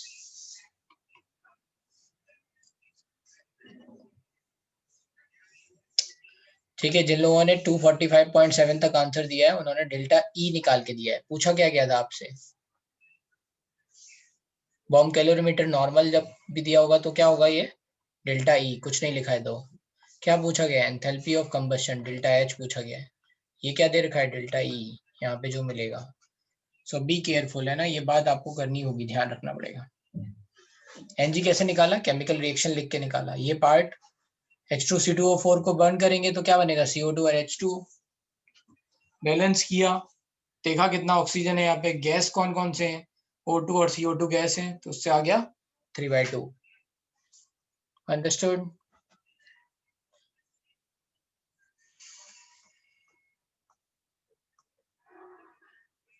ठीक है, ये बातें थोड़े ध्यान रखनी है. यहाँ पे देखो, यहाँ पे वाटर नहीं लिया था तो डायरेक्टली हमने C डेल्टा T वाला फॉर्मूला लगा दिया. ये तो हो गई. एंथैल्पी ऑफ कंबशन क्या होता है? एंथैल्पी ऑफ रिएक्शन कैसे निकालना है जब एंथैल्पी ऑफ कंबशन दे रखा हो, और बॉम्ब कैलोरीमीटर के बारे में बात। चलते हैं बॉन्ड एंथैल्पी।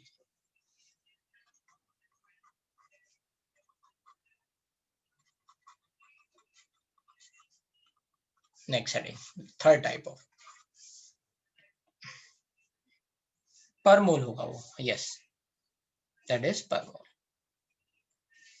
ठीक है, सो बॉन्ड एंथैल्पी का मतलब क्या है, जो बॉन्ड है उसको ब्रेक करने में कितनी एनर्जी जाएगी। ठीक है, right, whatever is the bond, like bond enthalpy is going to be it's a synonym to bond strength, कितना stronger है, जितना strong bond होगा उतना ज्यादा एनर्जी रिलीज होगी। ठीक है, सिंस हम रिलीज एनर्जी तो पता नहीं निकाल सकते, तो हम क्या करते हैं, तोड़ते हैं। If we are going to break this certain compound, तो कितनी एनर्जी हमें देनी पड़ी, right, to breaking that compound, so that is going to be bond enthalpy. Bond enthalpy के दो पार्ट है, one is called bond dissociation energy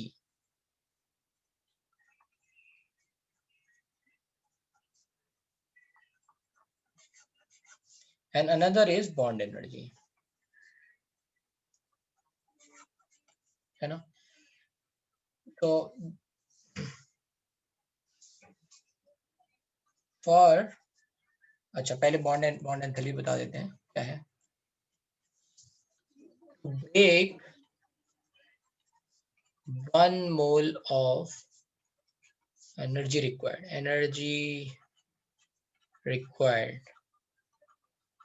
है ना, दिस इज ऑलवेज पॉजिटिव। इसमें थोड़ा सा और लिख देते हैं ऑलवेज पॉजिटिव। बॉन्ड एंथैल्पी क्या होगी, अब हमेशा पॉजिटिव ही आएगी।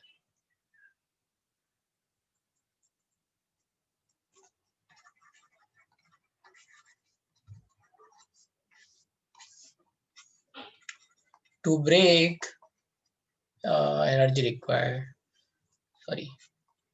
energy required to break 1 mole of a particular bond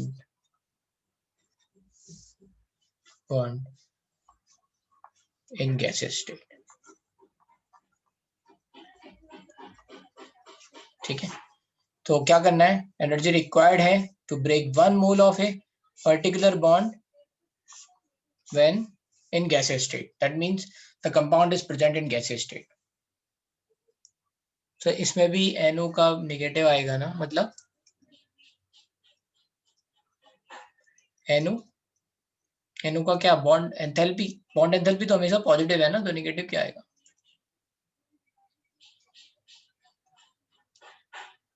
bond enthalpy उल्टा है ना, राइट, कि बॉन्ड को ब्रेक करने में कितनी एनर्जी है, that is equals to bond को फॉर्म करने में कितनी एनर्जी रिलीज हुई होगी। सर बॉन्ड फॉर्मेशन में NO का पॉजिटिव आया था ना। फॉर्मेशन में NO का पॉजिटिव आया था, हाँ, तो सर बॉन्ड एंथैल्पी में नेगेटिव आएगा ना। क्यों, सर फिर उसको ब्रेक करेंगे तो एनर्जी रिलीज होगा। क्यों रिलीज होगा भाई, बॉन्ड कोई भी बॉन्ड हो ब्रेक करेंगे तो एनर्जी पॉजिटिव ही आएगा ना।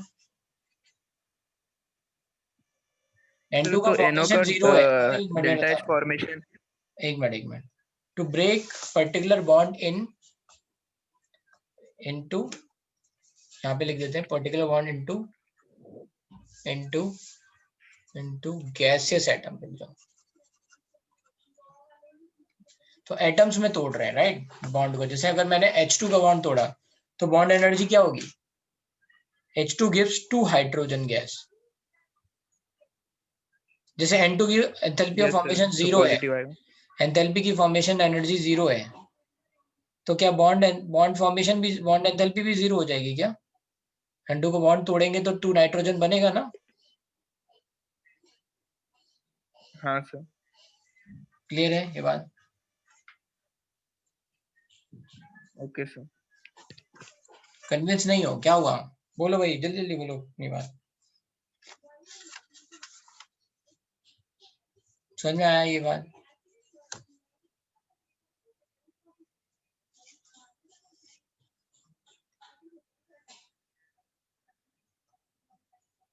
ठीक है, तो बस यही है, energy required to break 1 mole of a particular bond into gaseous atoms. अगर हम मान लो पूरा जैसे CH4 है, तो CH4 को तोड़ने के लिए हमें कार्बन और हाइड्रोजन में जाना पड़ेगा, ठीक है, right, over here will write. तो इसमें दो तरह की हैं, 2 types of bond enthalpy.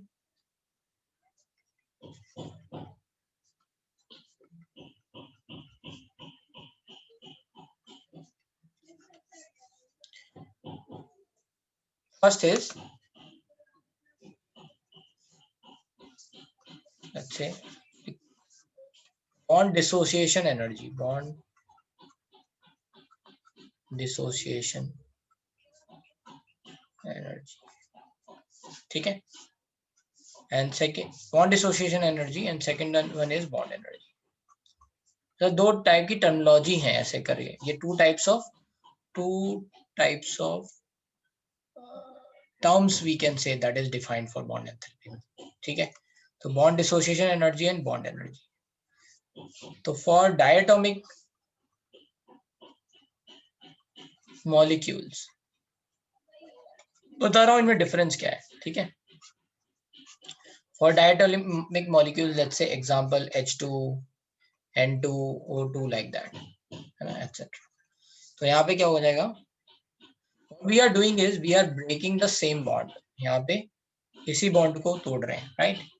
We are breaking the only one bond that is over here, hydrogen hydrogen, या फिर we are breaking and nitrogen nitrogen triple bond, right, like this, oxygen oxygen, so we are breaking these, right? So what is going to happen is you will write the reaction is going to be, ठीक है, H2 gas will give 2 hydrogen gas, and this is delta H bond energy, which is also represented as EHH, है ना, इसका symbol ऐसे भी आता है, ऐसे लिखा होता है, ठीक है, ऐसा एनर्जी का E बना रहेगा, एप्सिलॉन टाइप का E होता है, एग्जैक्टली E नहीं है ना, तो HH के बीच का बॉन्ड है। ऐसे अगर मैं लिखूंगा O2 gas, then this is going to be 2O gas, and delta H bond energy is nothing but EOO, ऐसा हो जाएगा, right? If somebody is saying Cl2 gas, then I'm going to get 2Cl gaseous atom. Delta H bond energy is nothing but epsilon ClCl. तो ऐसे या EClCl, समझ में आ रही है बात, ठीक है। तो for diatomic molecule, bond dissociation energy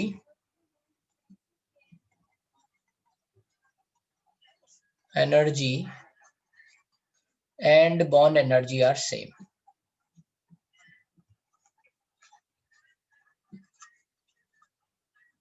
ठीक है, क्योंकि एक ही तरह का बॉन्ड है यहाँ पे, ठीक है। एक्चुअली में बॉन्ड एनर्जी होता है क्या है, it is average of all bond dissociation energy,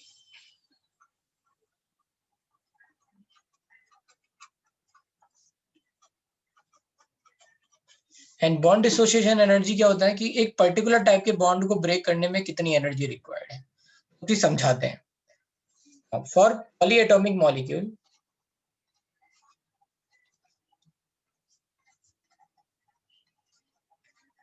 let's say example H2O, है ना, CH4 NH3, let's say like this, ठीक है। अगर हम जैसे ये ले रहे हैं H2O ओवर हियर गैस में, इट इज नथिंग बट इस तरह से है, तो इसमें होता क्या है, ये दोनों की जो एनर्जी है ना, दोनों बॉन्ड बराबर के नहीं होते हैं, इक्वल नहीं होते हैं, दोनों की bond dissociation energy is not same. जैसे इसकी X1 है तो इसकी X2 होगी, क्यों होगी समझते हैं यहाँ पे। H2O ब्रेक कैसे होगा, पहले एक बॉन्ड टूटा, H gas plus OH gas आया, दिस इज फ्री रेडिकल, है ना, this is not as much as stable is this one, ठीक है, ये फ्री रेडिकल बन जाएगा, एक हाइड्रोजन यहाँ निकाल दिया और एक ये OH हो गया, this is let's say X1। फिर क्या हुआ, OH गैस को फिर से ब्रेक किया, तब क्या मिला, H gas plus O gas, so this is X2। तो यहाँ पे क्या हो जाएगा, हेंस ओवरऑल क्या आ जाएगा, H2O गिव्स, है ना, यहाँ पे this is going to be 2H gas plus O gas, and delta H यहाँ पे क्या हो जाएगा, that is delta H over here is going to be x1 plus x2, where x1 and x2 are bond dissociation energy.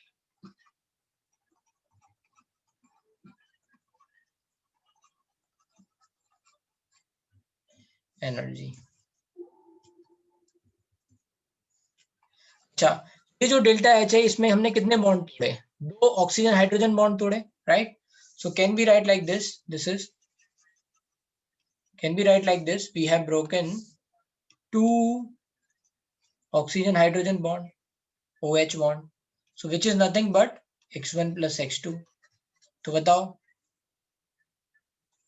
है ना, EOH क्या हो जाएगा, that is nothing but x1 plus x2 by 2. So this is average of all bond dissociation.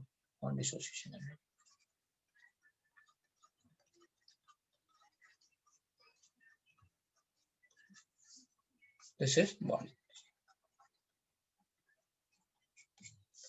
अब किसी को कोई doubt है तो पूछ लो, ठीक है? तो यहाँ पे हमने ये मान लिया है कि सारे बॉन्ड बराबर हैं, सब जो है ना एक जैसे हैं। बॉन्ड एनर्जी में एक तरह से क्या है, सारे बॉन्ड हमने बराबर मान लिए हैं, राइट? ठीक है, और फिर हमने एक मीन एवरेज वैल्यू ले रखी है, उसको हमने बोला बॉन्ड एनर्जी। और क्योंकि बॉन्ड डिसोसिएशन एनर्जी देखा जाए तो वो क्या है, एग्जैक्टली कौन सा वाला बॉन्ड टूट रहा है, H2O से OH बॉन्ड टूट रहा है या फिर OH में OH बॉन्ड टूट रहा है, right? So those two values are going to be different. अब मैं डाउट लूंगा, डाउट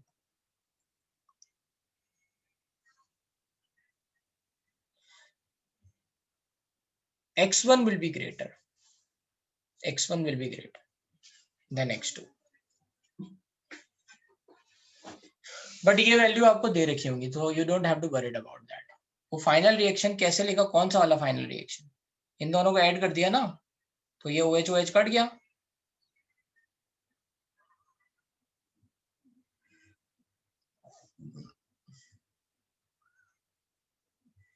तो आपको ये याद रखना है। जैसे मैं CH4 का बोलूंगा तो CH4 में कितने कार्बन हाइड्रोजन बॉन्ड है, 4।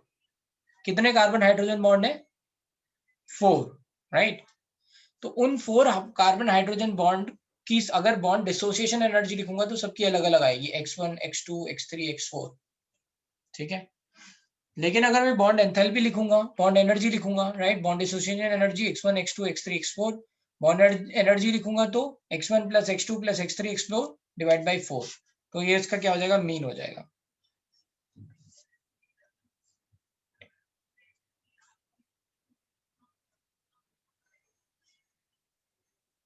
Why x1 is greater? Because H2O is going to be more stable than OH, right? So that's why it is going to be more.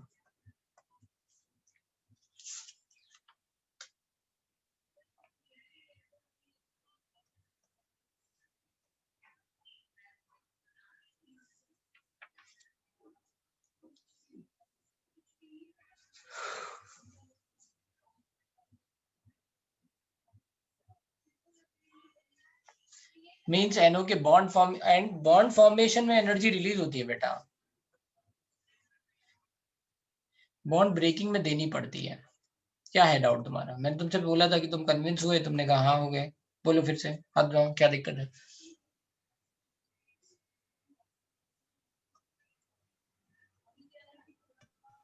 Sir आपने हेलो, नोट करके दिखाया था ना कि NO का bond formation positive होता है। हाँ, तो सर एनर्जी देनी पड़ती है ना बॉन्ड फॉर्मेशन में? फॉर्मेशन अलग है और बॉन्ड फॉर्मेशन अलग है।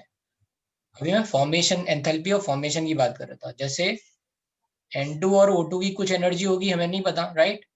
हमने इसको 0 मान रखा है, ओके? तो मोस्ट केसेस में ये फॉर्मेशन नीचे आता है, right? So we are saying enthalpy ये क्या हो गई आपकी, राइट, नेगेटिव हो गई। N2 और O2 के केस में यहाँ पे आ रहा है, ये पॉजिटिव हो गई, बट दैट डजंट मीन्स कि इनका जब बॉन्ड बनेगा तब एनर्जी पॉजिटिव हो जाएगी। राइट। यहाँ पे क्या है, ये N2 और O2 की हमने कोई वैल्यू है उसको 0 मान लिया, स्टैंडर्ड एंथैल्पी 0 मान लिया, उसके कंपैरिजन में NO की वैल्यू देख रहे हैं तो ये क्या आ रहा है, पॉजिटिव आ रहा है। ये है फॉर्मेशन। रिएक्शन क्या है, N2 plus O2 gives NO। NO को ब्रेक करेंगे तो क्या मिलेगा, लेट्स से यहाँ पे हाफ हाफ लिख लेते हैं, राइट। यहाँ पे क्या मिलेगा, N गैस O गैस। क्या ये और ये सेम है क्या? No sir. हाँ, ये दोनों सेम नहीं है। ये कैसे आएगा, यहाँ पे फिर ये लगेगा, इसका बॉन्ड एनर्जी लगेगा, है ना, कितना लगेगा, हाफ। इसका बॉन्ड एनर्जी लगेगा कितना लगेगा, हाफ O2 का। तो ये ओके सर, अब समझा।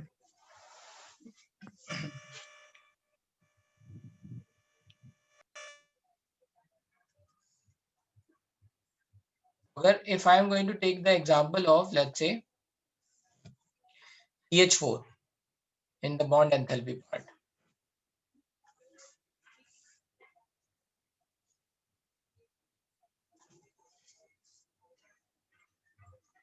let's say example CH4। तो CH4 में 4 बॉन्ड है, ये ऐसे सबकी बॉन्ड डिसोसिएशन एनर्जी क्या होगी, अलग अलग होगी। let's say X1 X2 X3 X4।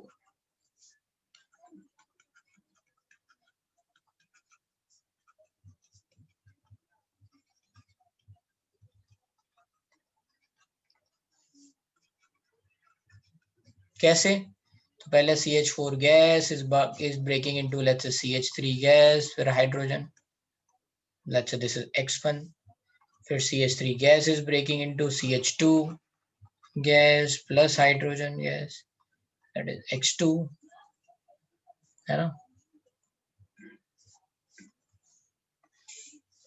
फिर ये CH2 gas is breaking into CH gas plus hydrogen gas, then it is X3, and CH gas finally is breaking into C gas plus H gas, it is X4, right। and bond energy क्या हो जाएगा, X1 plus X2 plus X3 plus X4 divided by 4, इन सब का average.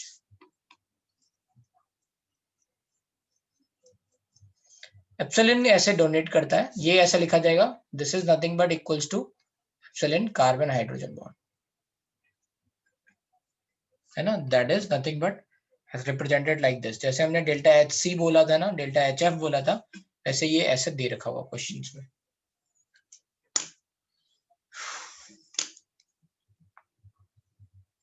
अब enthalpy of reaction if bond enthalpies are given, ठीक है। Next लिखते हैं जल्दी से, इसको लिख लो जल्दी से भाई।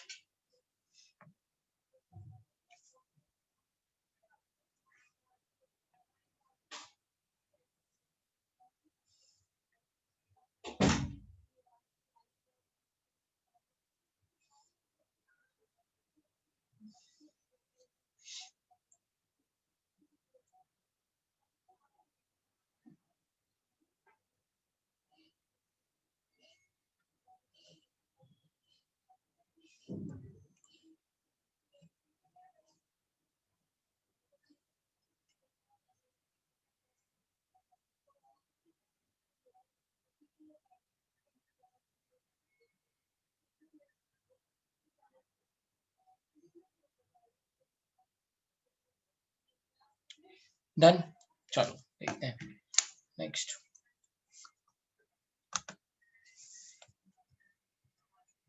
So calculation of enthalpy of reaction if bond enthalpies are given.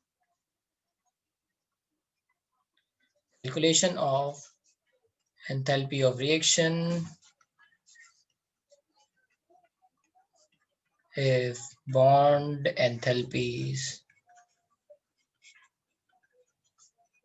are given,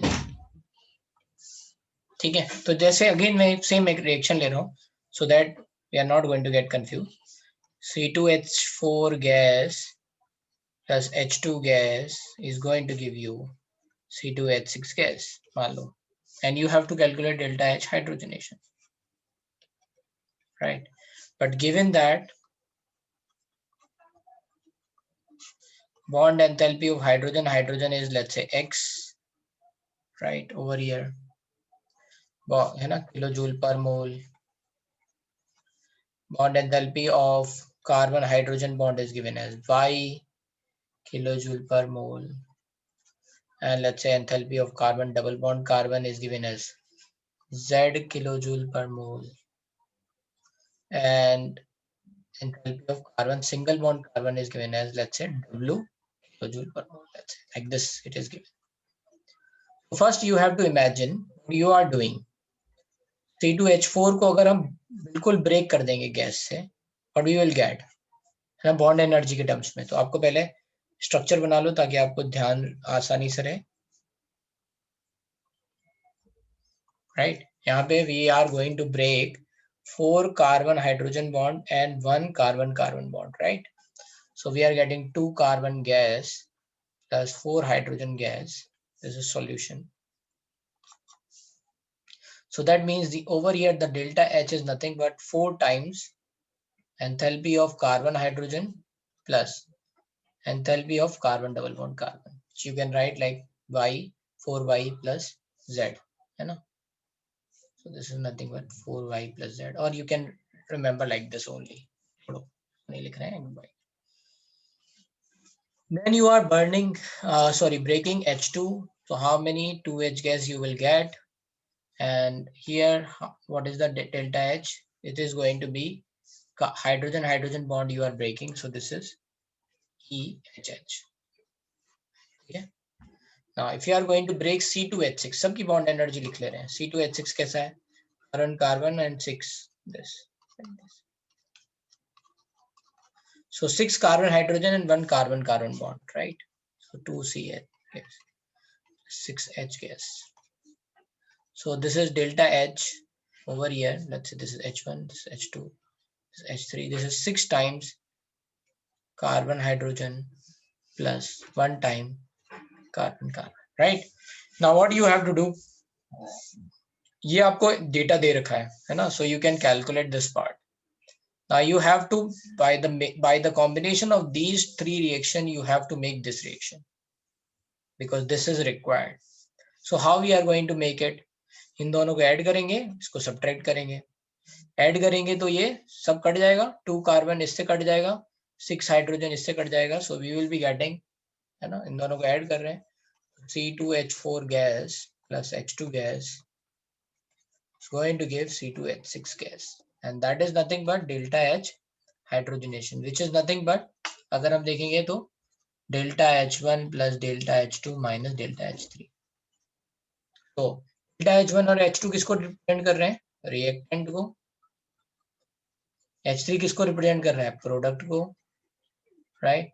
you can right this value कि 4 ये होगा, ये एक होगा, ये एक होगा, minus all these are going to happen. But what is the formula which we want to build? That is delta H reaction, है ना, sigma bond energy of, है ना, of reactant minus sigma bond energy of product. So here the formula is reactant minus product, similar to combustion. तो याद रखना है कि formation में था प्रोडक्ट माइनस रिएक्टेंट, और कंबशन और बॉन्ड एंथैल्पी में क्या है? Reactant minus product. समझ में आया? नहीं आया तो बताओ, आई विल एक्सप्लेन अगेन. किया है फिर से समझा रहे हैं. एक कोई भी रिएक्शन है उसके लिए आपको एंथैल्पी ऑफ रिएक्शन निकालना है. दे रखा है, बॉन्ड एंथैल्पीज दे रखी है. बॉन्ड एंथैल्पीज दे रखी है तो सारे जो ये रिएक्टेंट है सबको उनके बॉन्ड एंथैल्पी के हिसाब से तोड़ लो. ये आपको वैल्यू मिल गई, right. You can fit the value, ये क्वेश्चन में दे रखी है, then you can put the value, right. Now with the help of these reaction which you have to write, है ना, with the help of these reaction you can identify what is going to be the reaction is. तो बस आप यहाँ से, है ना, formula बन गया रिएक्टेंट माइनस प्रोडक्ट. डायरेक्टली आपको क्या करना है? ये फॉर्मूला बना दिया है, तो बस आप सबको तोड़ लो. पहले आपके रिएक्टेंट में ये थे तो 4 आप डायरेक्टली लिख सकते हो, 4 carbon hydrogen, 1 carbon carbon, 1 hydrogen hydrogen, minus 6 carbon hydrogen and 1 carbon carbon single bond. Gases atom नहीं होगा तो वेपराइजेशन और आएगा, तो वो भी दे रखा होगा क्वेश्चन में, ठीक है। उनको गैस में कन्वर्ट करने के लिए है ना, जैसे मान लो कोई लिक्विड दे रखा हो तो उसका एंथैल्पी ऑफ वेपराइजेशन लिखा होगा।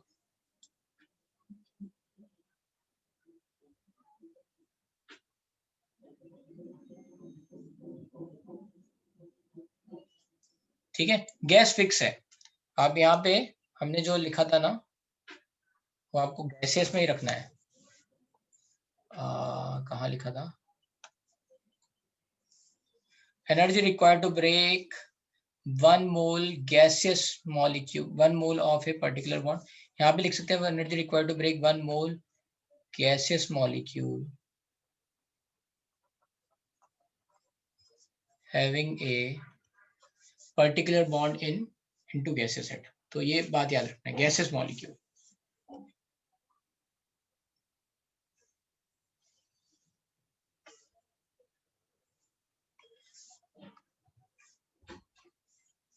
देखो कुल मिला के इस क्लास में 70 to 80 बच्चे सिंसियर हैं, बाकी 70 to 80 नहीं सिंसियर है। नो, अब ये बिल्कुल कंफर्म है। और I think this is the total strength. मेरे को टोटल स्ट्रेंथ वैसे पता नहीं है, but I am hoping this is around 160। उससे भी ज्यादा है क्या? 160 है ना मैक्सिमम, है ना? 150 160 है जो भी है। उसमें 40-50% स्टूडेंट सिंसियर है और 10% कुछ ज्यादा सिंसियर है, राइट? तो ये जनरली हर जगह ही होता है, दैट इज यूनिवर्सल। अगर सारे बच्चे सिंसियर हो जाएंगे तो कंपटीशन कितना बढ़ जाएगा।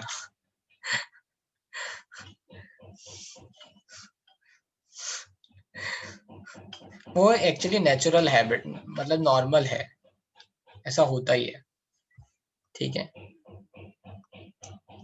But anyway the thing is, जिसको पढ़ना है वो पढ़ लेगा यार, जिसको नहीं पढ़ना है उसको बहुत दिक्कत, बहुत जोर लगाना पड़ता है। Remember this in your life.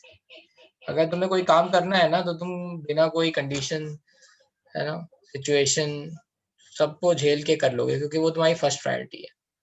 और अगर तुम्हें कोई नहीं करना है ना तो कोई थाली में भी सजा के देगा ना तो भी नहीं करोगे। तो ये पर्सपेक्टिव है। जब लोगों की प्रायोरिटी, ऐसा नहीं है कि आज तुम्हारी पढ़ने की प्रायोरिटी नहीं है तो कल भी नहीं होगी, कल हो सकती है तुम्हारी पढ़ने की प्रायोरिटी, लेकिन जब तुम्हारी प्रायोरिटी बन जाएगी तो तुम पढ़ ले जाओ। जब तक तुम्हारी वो प्रायोरिटी नहीं बनती है ना पढ़ने की, तब तक तुम नहीं पढ़ सकते, बहुत जोर लगाना पड़ता है।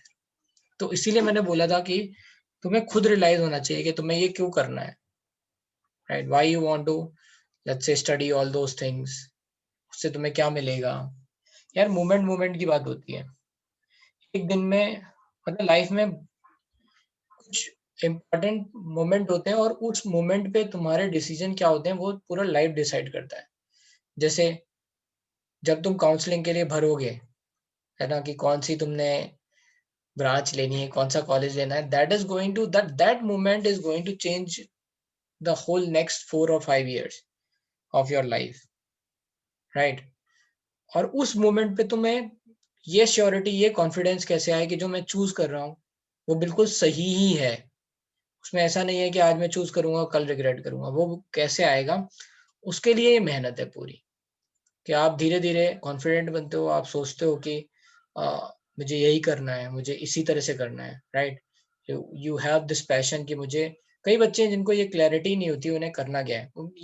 ये नॉर्मल चीज है, मतलब ये सबके साथ ही है, ऐसा नहीं है कि इसमें कुछ खराब है। बट आजकल नॉर्मल का कोई फायदा नहीं है। You have to be exceptionally well, तब जाके लोग तुम्हें रिकॉग्नाइज करेंगे, तब तुम्हारी ग्रोथ होगी।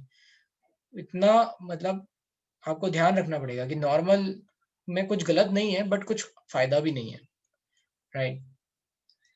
तो एक मोमेंट वो आता है जिसमें तुम्हारी डिसाइड होती है कि तुम्हारी ब्रांच कौन सी होगी, कॉलेज कौन सा होगा, कहाँ कंप्रोमाइज होगा। देखो हर आदमी को हर चीज तो मिलती नहीं है, so they have to keep it their priority कि मुझे ये करना है, राइट? हमेशा तो कंडीशन तुम्हारे फेवर में हमेशा तो होने वाली है नहीं, ये तो तुम्हें ध्यान रखना पड़ेगा। तो तुम्हें क्या करना है, तुम्हें सोचना है कि यार मैं क्या चाहता हूँ, क्या करता हूँ। फिर एक कंडीशन आती है कॉलेज के बाद, फर्स्ट जॉब, प्लेसमेंट। कौन सी वाली जॉब उठानी है, जो ज्यादा पैसे दे रही है? नहीं, वो नहीं, क्योंकि अगर तुम अच्छे हो तो तुम्हें पैसा कोई भी देगा, राइट? आज नहीं तो कल देगा, राइट? तो वहां पे भी आता है, उससे तुम्हारी whole life will change. Problem ये है कि हम लोग वहीं पे कॉन्फिडेंट नहीं होते कि हमें यही करना है। और वो कॉन्फिडेंस क्यों नहीं आता? क्योंकि कभी हमने उन चीजों के बारे में सोचा नहीं, कभी हमने वो पैशन नहीं जगाया कि हमें ये करना है, राइट? कभी हमने सोचा ही नहीं, हमने सोचा ठीक है हो जाएगा। मतलब मैं बच्चों से बहुत बात करते रहता हूँ, जो भी कई सारे बच्चे हैं वो, और कभी कभी मैं जैसे देखता भी हूँ बच्चे आपस में कभी बात कर रहे होते तो सुन लेता हूँ कि गुजरते हुए है ना। तो उनमें कई बच्चे ऐसे कई बच्चे ऐसे होते हैं जो थोड़े डायरेक्शन लेस होते हैं, चल रहा है देखेंगे देखेंगे वाला टाइम में क्या होता है ना, फिर वो जो बचा खुचा होता है वही देखना पड़ता है। तो जो कहते हैं देखेंगे आगे, जो क्लैरिटी नहीं बना पाते हैं ना, उनको फिर जो दो चार ऑप्शन होते हैं उन्हीं में सेलेक्ट करना पड़ता है, and then they have to find the happiness in that only. ठीक है, तो ये इम्पोर्टेंट है, कॉन्फिडेंस, पैशन, इंटरेस्ट डेवलप करना है आपको कि क्यों करना है, क्या बनना है आगे। उस मोमेंट जब इम्पोर्टेंट टाइम पॉइंट आएंगे मेरी लाइफ में, इम्पोर्टेंट डिसीजन बनाने को आएंगे, तब मैं सही सेलेक्ट कर पाऊंगा या नहीं, right? So all those things are very very important.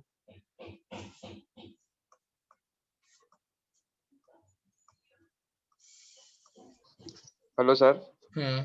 हाँ सर, आप जब पॉली एटॉमिक मॉलिक्यूल्स के लिए बॉन्ड एनर्जी की बात कर रहे थे सर, मेरा इंटरनेट थोड़ा चला गया था सर, मेरे को एक्चुअली पॉली समझा नहीं एटॉमिक वो में आप। मैंने केवल मैं बता देता हूँ, कुछ नहीं कहा Yes, मैंने, sir. कहा देखो अच्छा ये बताओ, ये C2H4 है, हाँ इसके सर। सारे कार्बन हाइड्रोजन बॉन्ड की एनर्जी बराबर नहीं होगी, बॉन्ड डिसोसिएशन एनर्जी। क्यों बराबर नहीं होगी? क्योंकि अगर ये पहला बॉन्ड टूट गया तो बचेगा क्या? ये C2H3, yes sir. that is not going to be that much stable like that was C2H4, right? हाँ सर। है ना? तो जब इससे आप एक बॉन्ड तोड़ोगे, कार्बन हाइड्रोजन बॉन्ड तोड़ोगे, तो वो एनर्जी माइन्यूटली डिफरेंट आती है, बट डिफरेंट आती है। तो ठीक डिफरेंट है, मतलब कम जैसे होता है मान ना लो सर? इसकी वैल्यू 100 आई तो इसकी 99 आएगी, इसकी ऐसे करके, राइट? Yes sir. हाँ हाँ, सर। तो ऐसे ही फिर इसको तोड़ेंगे, ये सब वैल्यू अलग अलग आएंगी, तो फिर हम क्या कर लेंगे, इनका एवरेज ले लेंगे, और वही एवरेज वैल्यू दी रखी होती है क्वेश्चन में हमेशा ये आपको एवरेज वैल्यू ही दी रखी होती है, बट आपको ये डिफरेंस पता होना चाहिए कि बॉन्ड डिसोसिएशन अलग है, बॉन्ड एनर्जी अलग है ना? Okay that is sir. I have said. ठीक है, तो फिर ये क्लास लगभग ओवर है, मैं आपको बता देता हूँ होमवर्क आपको क्या करना है।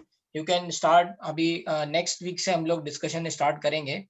तो अभी तक तो मैंने बोला था कि आप लोग फर्स्ट लॉ ऑफ थर्मोडायनेमिक्स के क्वेश्चन कर लो, and you can start solving solve example also. तो मैं बता देता हूँ, जो मेरे पास मॉड्यूल है उसमें मैंने आपको 19th क्वेश्चन ऑलरेडी दे रखे हैं, first 19 question for first law of thermodynamics के इन ऑब्जेक्टिव। फिर सब्जेक्टिव में आपके हैं फर्स्ट से लेके 23। ठीक है, तो ये तो करना ही है, ये पहले दे चुके हैं। Now you can start solving thermochemistry.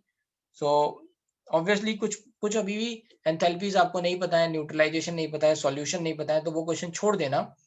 ठीक है, ये दो चीजें तो डिस्कस होंगी नेक्स्ट क्लास में। ठीक है, बट आपको सॉल्व करना अभी से स्टार्ट करना है।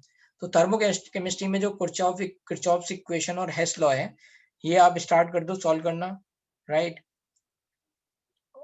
तो ये थर्मोकेमिस्ट्री के question you can start solving, जहाँ पे भी एंथैल्पी ऑफ सॉल्यूशन या ये तीन एंथैल्पी के अलावा कोई और एंथैल्पी आती है, जैसे फॉर्मेशन, कंबशन और बॉन्ड एंथैल्पी, ये तीन पढ़ा दी है मैंने। इसके अलावा भी तीन चार छोटी छोटी एंथैल्पीज हैं, वो आती है तो उनको छोड़ देना, but you can start solving question related to thermochemistry and Kirchhoff law and Hess law. ये वाले क्वेश्चन आप कर सकते हो स्टार्ट।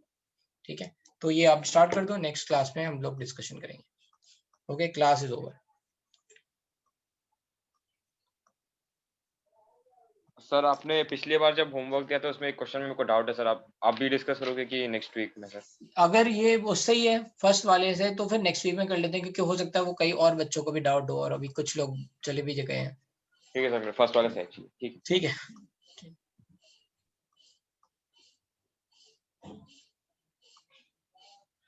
सर एग्जाम क्वेश्चन आया था SF6 हाँ मॉलिक्यूल। हाँ, तो उसमें उसमें sp3d2 है ना, तो 2 ही डी आएंगे ना। हाँ सर, वही सोच रहा था। हाँ, तो उसमें कुछ गलत था। Okay sir, thank you sir. Okay,